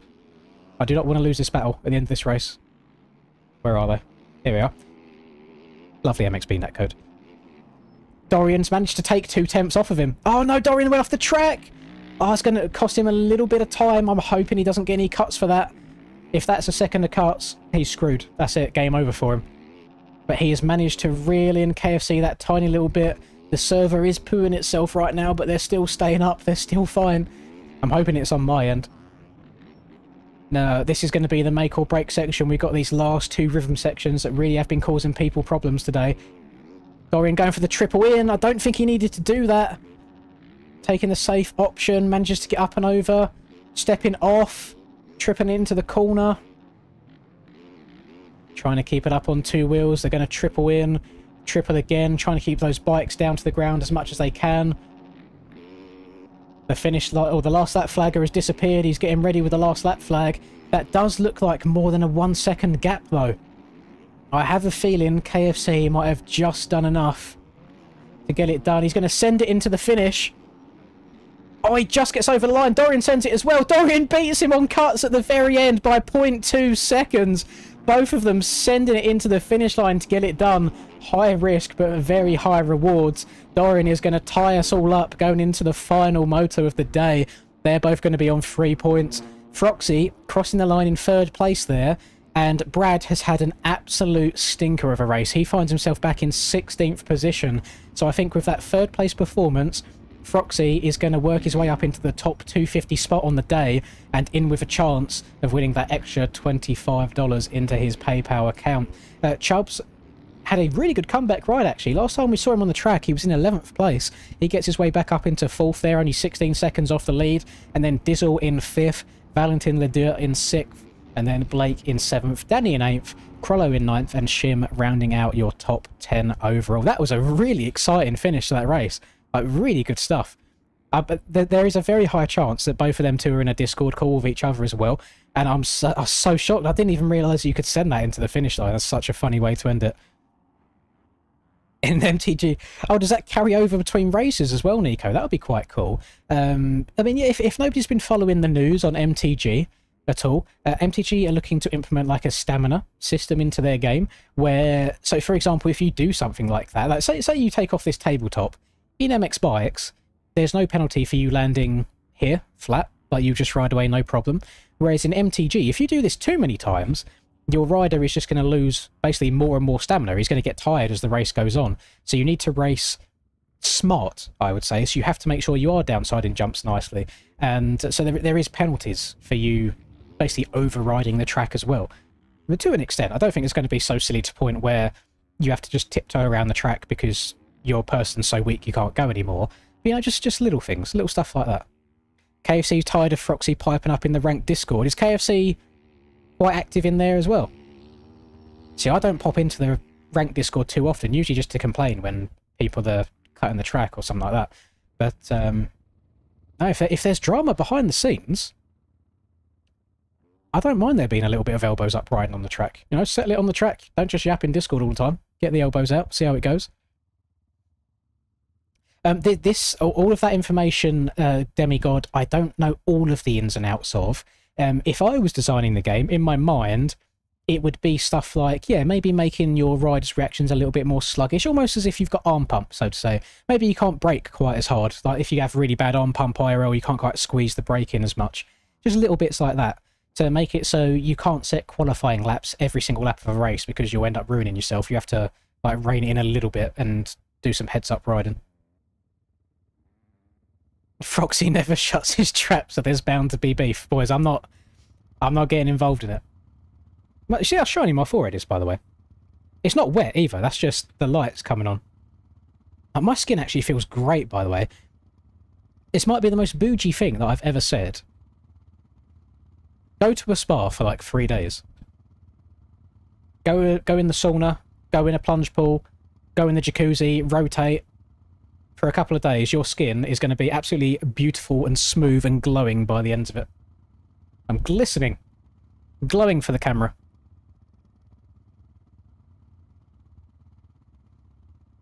I'm going to do pub lobbies after this. No, I don't think so.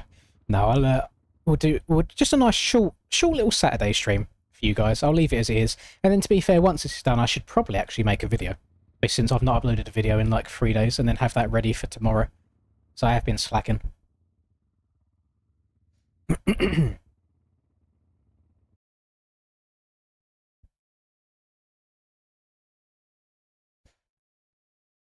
we go. I'll be honest, gamers. I'm actually shocked at the level of battles that we've been having in these races so far. It's been pretty damn good racing. Am I... Okay, no. I was wondering if I'm in here as spectator or if I can just ride around on the track for a bit. Should we have a little look at the track whilst we're at it as well? Just taking the work that Mr. Kells has prepared for us. Definitely didn't replace the skybox in the thumbnail or anything like that, like I do on every track. Just bits, it's like the norms and stuff, and getting all of this to look really 3D that I always find super impressive. So I'm sure once these guys have done it a couple of times, it's quite straightforward and easy to them, but it's always something that I've just never been able to do myself. Even just like lighting on models and things like that and making stuff look good. Like, this is probably such a low poly model, but it still looks really, really good. Whereas anything low poly that I ever try using, it just looks like a box. Half of the battle for these track creates and MX bikes is getting something that is also well optimized as well as looking good. So you'll see a lot of time people using like 2D images for some objects rather than a full 3D model just to save on the file size. It's a technique that JV uses quite a lot on his, like let's say he's got a wooden like chestnut fencing around a track instead of it actually being a fencing model like on my Moto 101 track, for example. He'll have just a plain 2D image, but because it's an object that you don't necessarily pay too much attention to, you don't realise unless you're looking for it that it's 2D. So it's just little things like that. It definitely is an art making good tracks. Like if let's say that anybody, not anybody, you know, a good amount of people could probably make a height map similar to this, but it's making the height map and getting the environment and objects and everything else that goes with it all tied in together and looking really, really nice. Because if let's say I had a Supercross template, you can make that rhythm section with a Supercross template. What you can't do, however, is get all of the bows and the textures and the shadows and the norms and everything else that goes with it to make it look really, really nice. There's so much that goes on that I don't think people understand a lot of the time.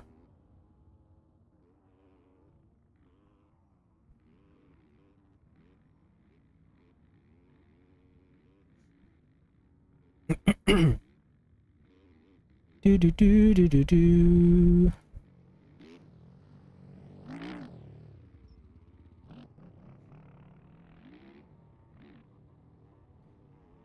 Willie needs some competition. What are you boys racing? Let's have a look. Race tonight? Oh, is there another series going on tonight? When are we playing COD again, says Mr. Leander. I don't know. I've been playing zombies the last 2 days, just trying to make most of the double XP weekend. I mean, when you get to my rank, it takes a disgusting amount of time to level up.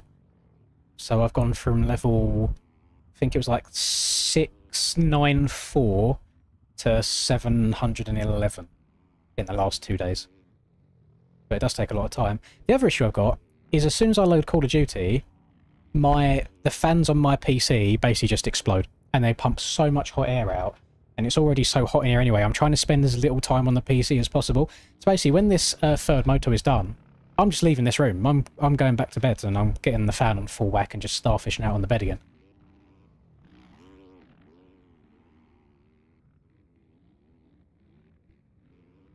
I'm never going to live down yesterday. But I'm proud of you, Reed. You know, you came out recently. You just got out of a week's ban on the Discord. You had a good result in the rain as well. You know, life's looking up for you. I'm very proud of you. Froxy's pitching in the ranked chat already. I'm not gonna do it. I'm not gonna get involved. I'm not gonna type. But should I? Let me just have a little read real quick. MXB-Ranked general.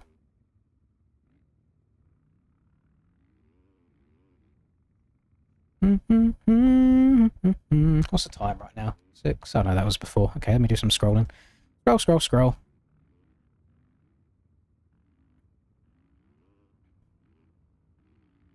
Oh, I think it is just... It's, to be fair, he has every right to complain about KFC's past, because I think anybody in Froxy's position wouldn't have been happy with being on the receiving end of that. If you're in KFC's position, you're probably thinking, damn, that was like such a good takeout. But yeah, to be on Froxy's end... Oh, there we go. We've got... I don't want to show too much on Discord, because I don't want to get a GIF that gets me banned. But this is Froxy's POV. And do you know what? I actually don't support Froxy anymore, because I've said it before. He really needs to remove that white background on his max HUD for his speed from being right in the middle of his screen. That is outrageous behaviour. Oh, well, KFC was a long way back. KFC is on orange ping. So that definitely doesn't help things at all. I just want to see how far back KFC was. I mean, he's angled to the inside, but he's like 2 whoops behind. Froxy's never gonna prepare for that. But considering the white background on the speed and the state of that front fender, and he usually has a horrible sound mod. He still has the horrible sound mod. We're going to give KFC the pass on that one. It's okay. It's allowed.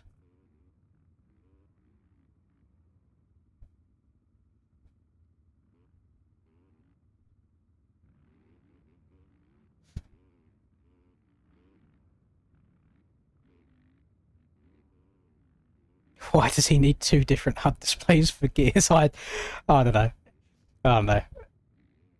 Everyone gives him a hard time for his layout on his screen. I feel like I have too much information on my screen a lot of the time, but a lot of it's just for the people in stream to know what's going on. Yeah, that is crazy work. Especially having like the white background on the Speedo right in the middle of your screen there as well. Difference between textures and norms. What's the best way of me wording this? So, right here, the texture of this would just be a completely flat image. The norm is an extra overlay that goes on top of it that makes like these tracks here look 3D. So they'd look completely flat if there was no norm, but because there is norms, it looks like it's been dug into the ground. So you see how 3D that looks from here. If I go down onto ground level, it's a completely flat texture. It's the norm that makes it pop a little bit more, that makes it look a bit more 3D. If I like using this as an example, and I hope JV doesn't mind me showing this off. Let's try and find it. I'm going to show it on a really small scale as well, so people don't just like yoink it. But this is back from like the 2023 GP season, and it shows you the level of detail that these track creators put in for us.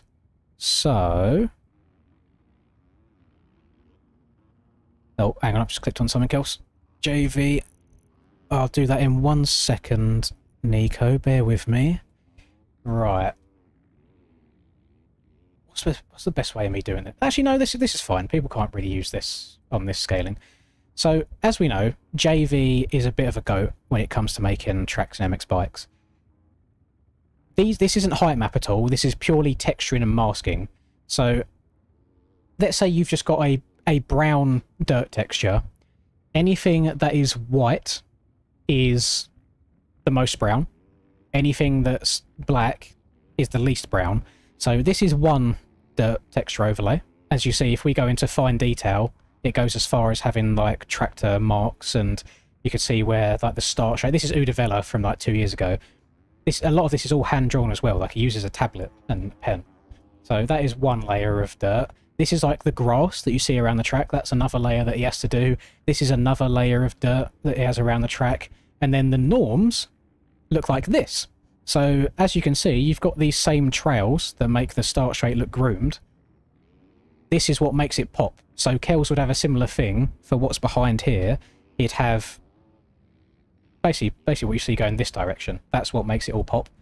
And that's what is the really impressive part that a lot of people don't realise about track making, is to get it looking good as well. Before race number 3 starts, everybody, actually race 3 has started. Stick around to the end of this stream, because Nico has just slid into my DMs another code for if you weren't able to get any of the 2025 aerial supercross tracks. He has just given me a code for a full season pass. So if you're someone that maybe you don't have your own money, if you're a bit younger and you can't ask your parents for it, if you maybe just don't agree with buying tracks in general, or maybe you know you're not good enough to qualify for the aerial races, then I have just been given a code for all of the 2025 supercross tracks for free. So if you stick around to the end of this final moto, I will pop it up on the screen, and it's a one-time thing, first come, first serve basis, and Nico's just given that out for one of you lucky people. And Fuzzy Blood has just said as well, I wasn't aware of this, apparently the 2024 and 2023 MXGP season passes are both 50% off now as well. So, quite cool. A lot of discounts going on right now. 3, not 3. 3. Here we go, gamers. We are into our last race of the day, and it really does come down to KFC and Dorian on who's going to take home this money. What? I think Dorian just got... I think Dorian was just the target of an assault. What has just happened there? Please don't say there's team tactics going on. Brad has just looked across towards Dorian. Bearing in mind, Brad and KFC are on the same Ashika team. He has just intentionally turned far left, looked across to the right to take out Dorian and basically ruin Dorian's chances of getting an overall.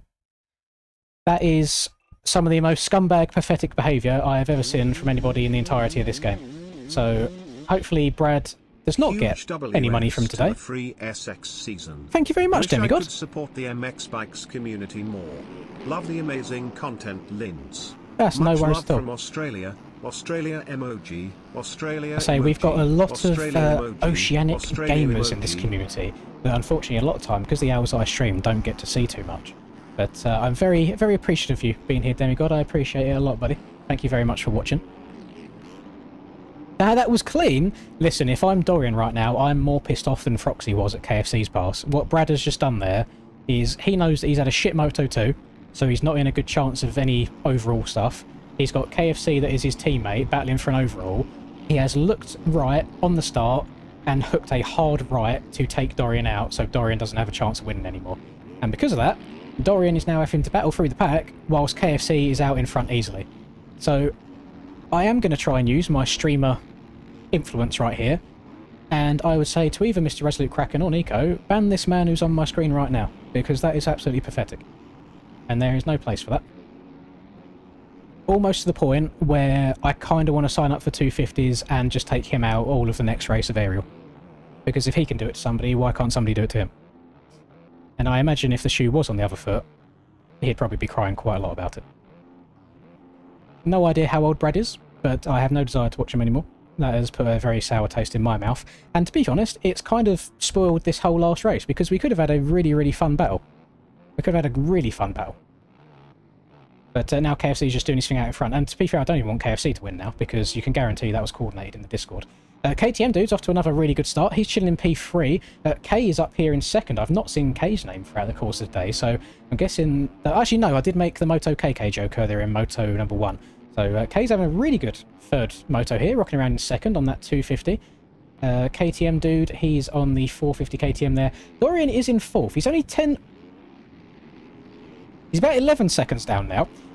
But he's going to be putting on quite a hard charge to try and get back up to the lead after he's been put at such a disadvantage from the beginning right here. I do have a bit of a bias towards Dorian anyway, because he's one of the few people in this game that I have met in person when we went to the LAN event, and whilst his written English is a lot better than his spoken English, I get the idea that he's just a general okay person. You know, he's just nice to be around. And we did have some good battles on the stage at the LAN event in Italy, so just really good racing. Speedbox has got a much better start this time. He said he got taken out in the first 2 motos off the start, so much better look at it now. We have Mr. Crollo in P number 6, just behind Speedbox. And then we have Mr. Valentin Leder on the Ramen Co machine. He is rocking in P7. Had a very good Moto number 1, Moto 2, and now Moto number 3. Not quite as promising for Valentin. Shim, another top 10 right now, looking good. Poct is in his best result of the night so far, rocking around in 9th on that TM250 machine. And then Blake has had 3 solid motos so far. He keeping it going in this final moto of the day. He's rocking in the P10 position, rounding us out. Froxy not having the good start that he had in Moto number 2. Proxy is chilling in 13th place right now. It looks to me like Brad is gone, which I'm quite happy about, because we're not going to dwell on it too much, but yeah, that's one of the most pathetic things I've seen in this game. But yeah, Froxy should... actually, I don't know, because I will have to look to see what the 250 points look like at the end of this. But Froxy's had a stinky race, a really good race, and then now another stinky one. I think Kay's gone stinky good.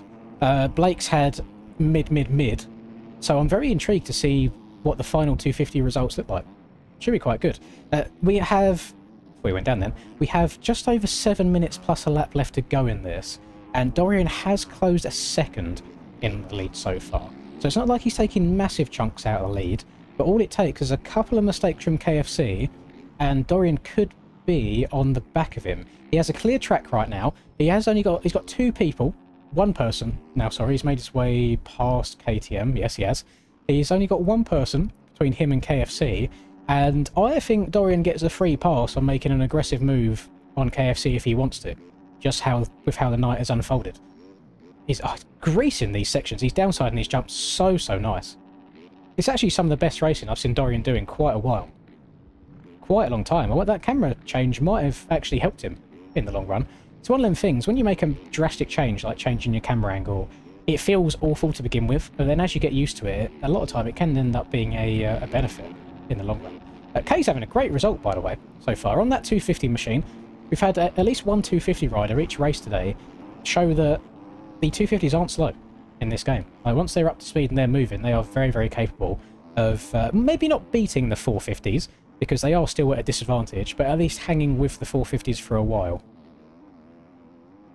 I don't think they should dock KFC a position, because there is no way to prove that KFC was involved with it at all. I just think that the instigator in that situation, aka Brad, should be removed, which he has been. And if I know Nico well enough, I would also guess that Brad probably isn't getting any sort of result money from this today because of that either. But, yeah, play silly games, win silly prizes, I believe is how the saying goes. Have just noticed, Pock absolutely dropping out of the leaderboards. Has he missed a timing gate and had a lap not count, or has he left? Chubbs is also down in the bin as well. Where I'm looking for a TM. He might have left. Might have hit the DC. Yeah, I don't see him anywhere. Dorian is losing time though, unfortunately. He had got it down to 9 seconds at one point. It is now up to 14. And it looks like some people are starting to struggle a little bit. Having a look, it doesn't look like... Oh, no, there is a little bit of a road here, you can see. It is digging down into the corner. So what's going to happen there is it's not really... Oh, God, the voice is going. It's not really a back-end issue they'll find here. It's more front-end. It's very easy to lean the bike over too early and have the front-end knife on you. So they are going to have to be a little bit patient in corners like that as the road comes through. Is that Chubb? That is Chubbs. So Chubbs is still here. Where's Popped? Popped's there. So maybe just cuts of some sort. Like, that's a huge amount of cuts, though. That's pretty crazy stuff. Let me... Sorry for waffling. Let me try and get on board again with our leaders. So there's KFC.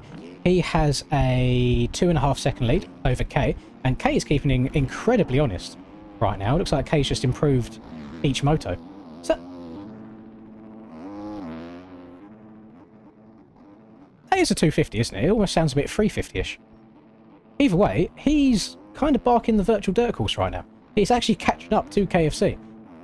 And the lucky news for KFC is, even if K passes him, KFC still will win the overall. And he's got a very healthy lead over Dorian right now. Yeah, no, shout out. Shout out to K. He's doing pretty damn good. Yes, I believe Dorian has gone to the dynamic camera rather than being on the static and lock-to-bike camera that he used to be. Brad's been DQ'd, justice served. Yeah, fair enough. Fair enough. That's good. I think that's all that needs to happen. I don't think KFC needs penalising at all because, again, you can never prove that it was coordinated between the two of them. So, KFC's lucky day. KFC's lucky day indeed. Well, you've got Mr. Dorian Marot now going down to the inside. He's 15 down. Should we try and find a battle a little bit further back in the pack? We've got Valentin, Blake, and Shim going at it here. Ooh, I still think, now that Brad has been DQ'd, I really do think that Blake could be in the top 250 position right now. I don't know if anybody can have a quick rewind through the results and calculate Blake's points compared to Froxy's points, if that's doable. But I'd be very curious to see what the results are right now and who needs to do what in this moto. Because again, it's worth an extra $25 into the PayPal, and anybody will take that for a cheeky Saturday night MX Bikes race. It's better than getting 0. Valentin's just kind of riding his own speed. He's chilling around. K losing a little bit of time to KFC, but again, 250 versus 450. It's always going to happen. You're never going to be right on their cheeks. But Blake's had some really good racing so far. KTM Dude's still staying up here as well. He's not dropped too far. Froxy hitting the Superman as he goes past Mr. Crollo there, realising that they are on half of the same team. They've both got CBR in their name, but only one has DJD and then one has BFS. And I believe DJD is the DJ Designs that sponsors the aerial race series at the moment as well. It looks like the whoops are getting eroded, but not going away too much. They're still holding quite firm. Looks like it's more of a visual thing than the actual height map. Got Mr. Drew Anderson, get up and over that. Double, comes up short on the double. Commentator's curse of watching. He's gone down there. Oh, he pulls away. Oh my god, Speedbox has just seen his life flash before his eyes. Speedbox managing to survive. Dizzle going through. Not a great one for Dizzle right now. Again, he did qualify in P2 today. He had that whole shot in the second race, but then threw it away fairly early on. He finds himself back here in 13th right now. So it might be time to try and work on that race pace rather than the qualifying pace. But again, he's still giving it a good go. He's still hanging in. He's still here. That is the important thing. He hasn't done any rage quitting or anything of that nature. Shim's up in P5. I believe this is Shim's best result of the night so far. He's chilling around in P5, having a good time with it on the RMX machine. He's actually closing in on Valentin for that P4 as well. Again, there's people in these races that I would never have the opportunity really to race against myself in any of the aerial races, for example, but are pretty damn handy around the more, let's say, casual sort of tracks. And it is a talent in its own. So nothing but respect for Shim for rocking around here in a top 5 position. Again, there's still good prizes to be won for people inside the top 5.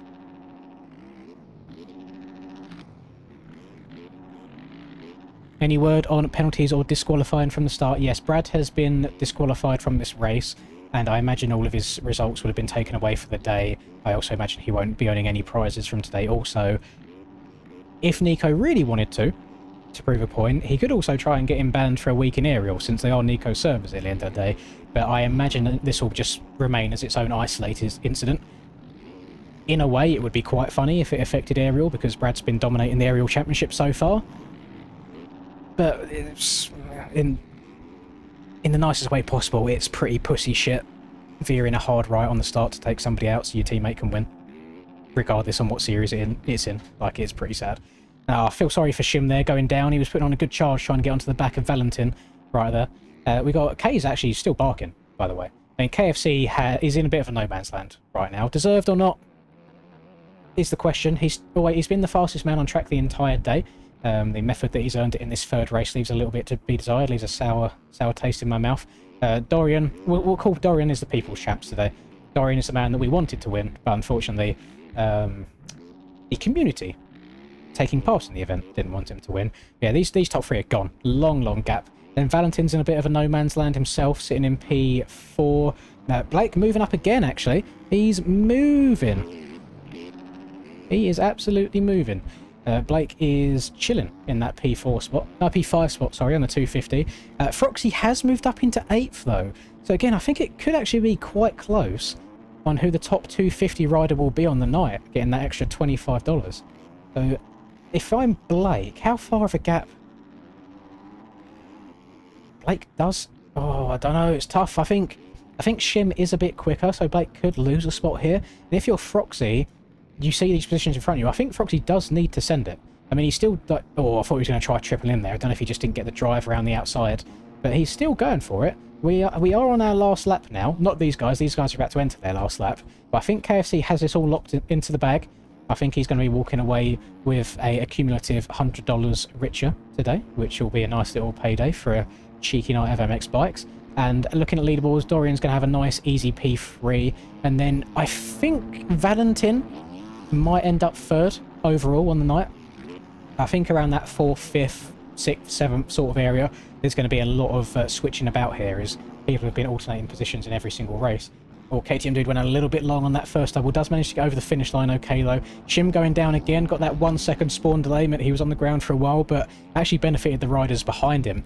It meant he wasn't able to panic respawn and just pull away in front of anybody. These guys were able to get past before he was going again. But Froxy is on the charge. He can smell KTM Dude's cheeks. Goes from far left to far right. Nice little line there, actually, trying to shorten the distance around the track. Trying to keep that Husky as low to the ground as he possibly can do. KTM Dude blowing that inside rut. That's going to let Froxy close up about another bike length on him. We've got the 450s. Oh, and the 250 able to quad that whole jump there. Very, very nice. Got Froxy trying to keep it on around the outside. They're going to triple up the hill into this corner. Both keeping it on all the way around the outside again. I think Froxy had a slightly better exit. KTM Dude keeps it lower into the next left-hander. I think Froxy blew that inside rut there. You could hear him just wide open around that middle rut though. Didn't shut off once.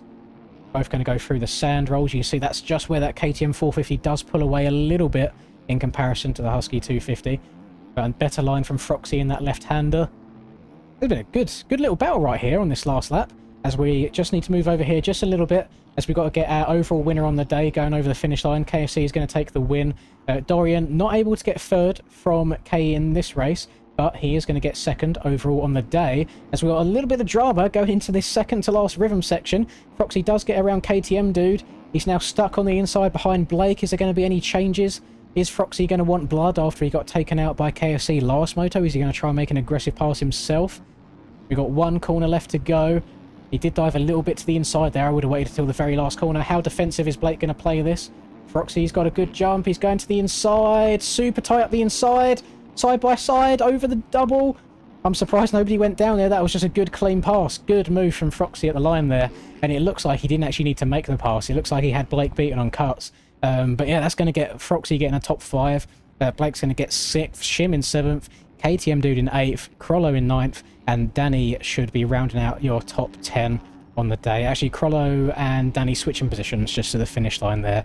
So, good night of racing, I think. A very entertaining event that they've put on here as well. Shout out to the MXB-Ranked team for setting this up, and then also shout out Kells and all of those involved in the track building process for actually making a pretty damn good racetrack. We've had some good battles around here.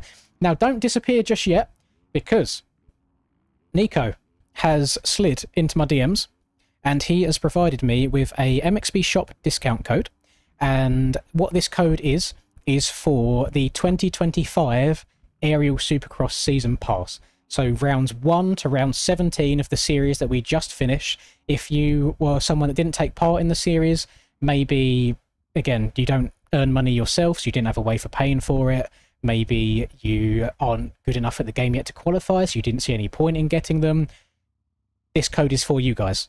If you already have the tracks, please don't go and get the code and be greedy, because there's people out there that probably could use the code much more than you.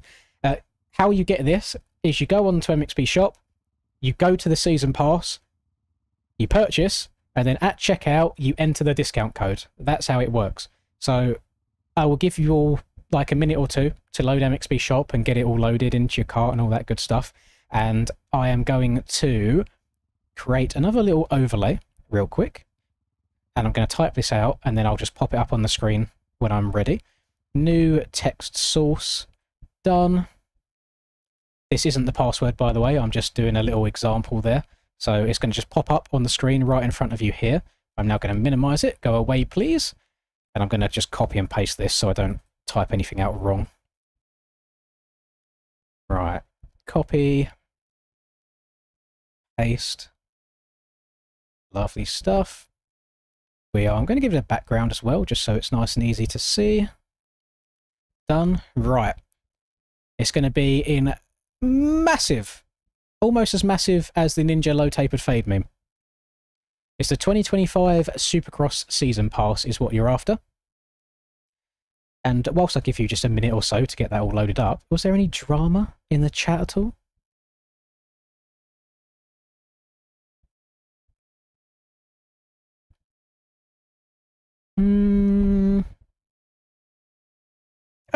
Only a little bit of Fs here or there.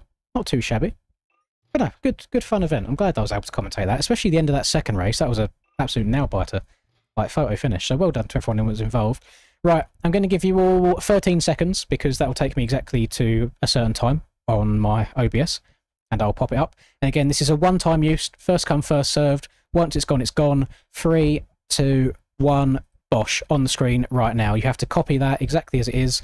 04779 FD9E, and that will get one of you lucky people watching the full 2025 Supercross Season Pass right there. So whoever does get it, if you can let yourself be known as well, just so we know who the lucky individual was. Yeah, thank you very much, Nico, for doing that. Yeah, good night of racing all around. Tainted ever so slightly by Brad's actions, but overall, a solid event and much better and closer racing than I was expected. Because I don't really know too many people that get involved in MXB-Ranked at a higher level. It was just quite cool watching it all unfold. I've seen a bruh from Tuck and Roll, so I'm guessing it has gone already. But no, I'm glad you guys enjoyed today. By any chance I do get to do little commentating bits like this, I really do seem to enjoy them. More so than playing the game at the moment, to be completely honest. I've got Linda. I feel like Linda's just walked past the door because it smells of aftersun. And she's very, very red from our time away. But there we go. Thank you very much for the stream, everybody. Thank you, Nico, for the chance to stream this as well. It's always nice getting some more commentating underneath my belt. And enjoy the rest of your weekend. Don't know what everybody's up to, since there's no real-life riding today, unfortunately. But I'm sure you can find other ways to entertain yourself over the weekend. Oh, before I do go, sorry, Nico has just put the results up. Just for those of you that are curious as well. Is it up on the Discord? Or is it up on MyMXB? Let's have a look. MyMXB. Refresh. MXB ranked finale. Points per round. Here we go. So, this is what we're looking like. Game, or capture 1. So, we had, I need to get this off the screen as well. We had KFC ended up winning in front of Dorian, in front of Valentin. Froxy was your top 250 rider on the day, barely edging out Blake. So Froxy's going to get that extra $25 on PayPal. Congratulations to him. Blake rode really, really well. Danny had a good day as well. We've got Dizzle up here in 7th, K in 9th, K in 8th, Shim in 9th, and Crollo rounding out your top 10. Not the day that Poct was probably looking for, but I imagine he plays the game very, very casually these days. Brad got basically black flagged. I imagine he's not going to get any sort of prize money today for his actions. But good stuff all around. Thank you to everyone involved. Thank you for everyone sitting by and watching. I do appreciate it. And I will see you next time I go live, which again will be... I was going to say will be Friday at the very latest, but again, we've got a week off, haven't we? I'll sort something out. You'll probably find me streaming on Twitch during the day in this next week coming up as well, doing some rank stuff myself. So good night, everybody. I do appreciate it. Enjoy the rest of your weekend, and see you next time.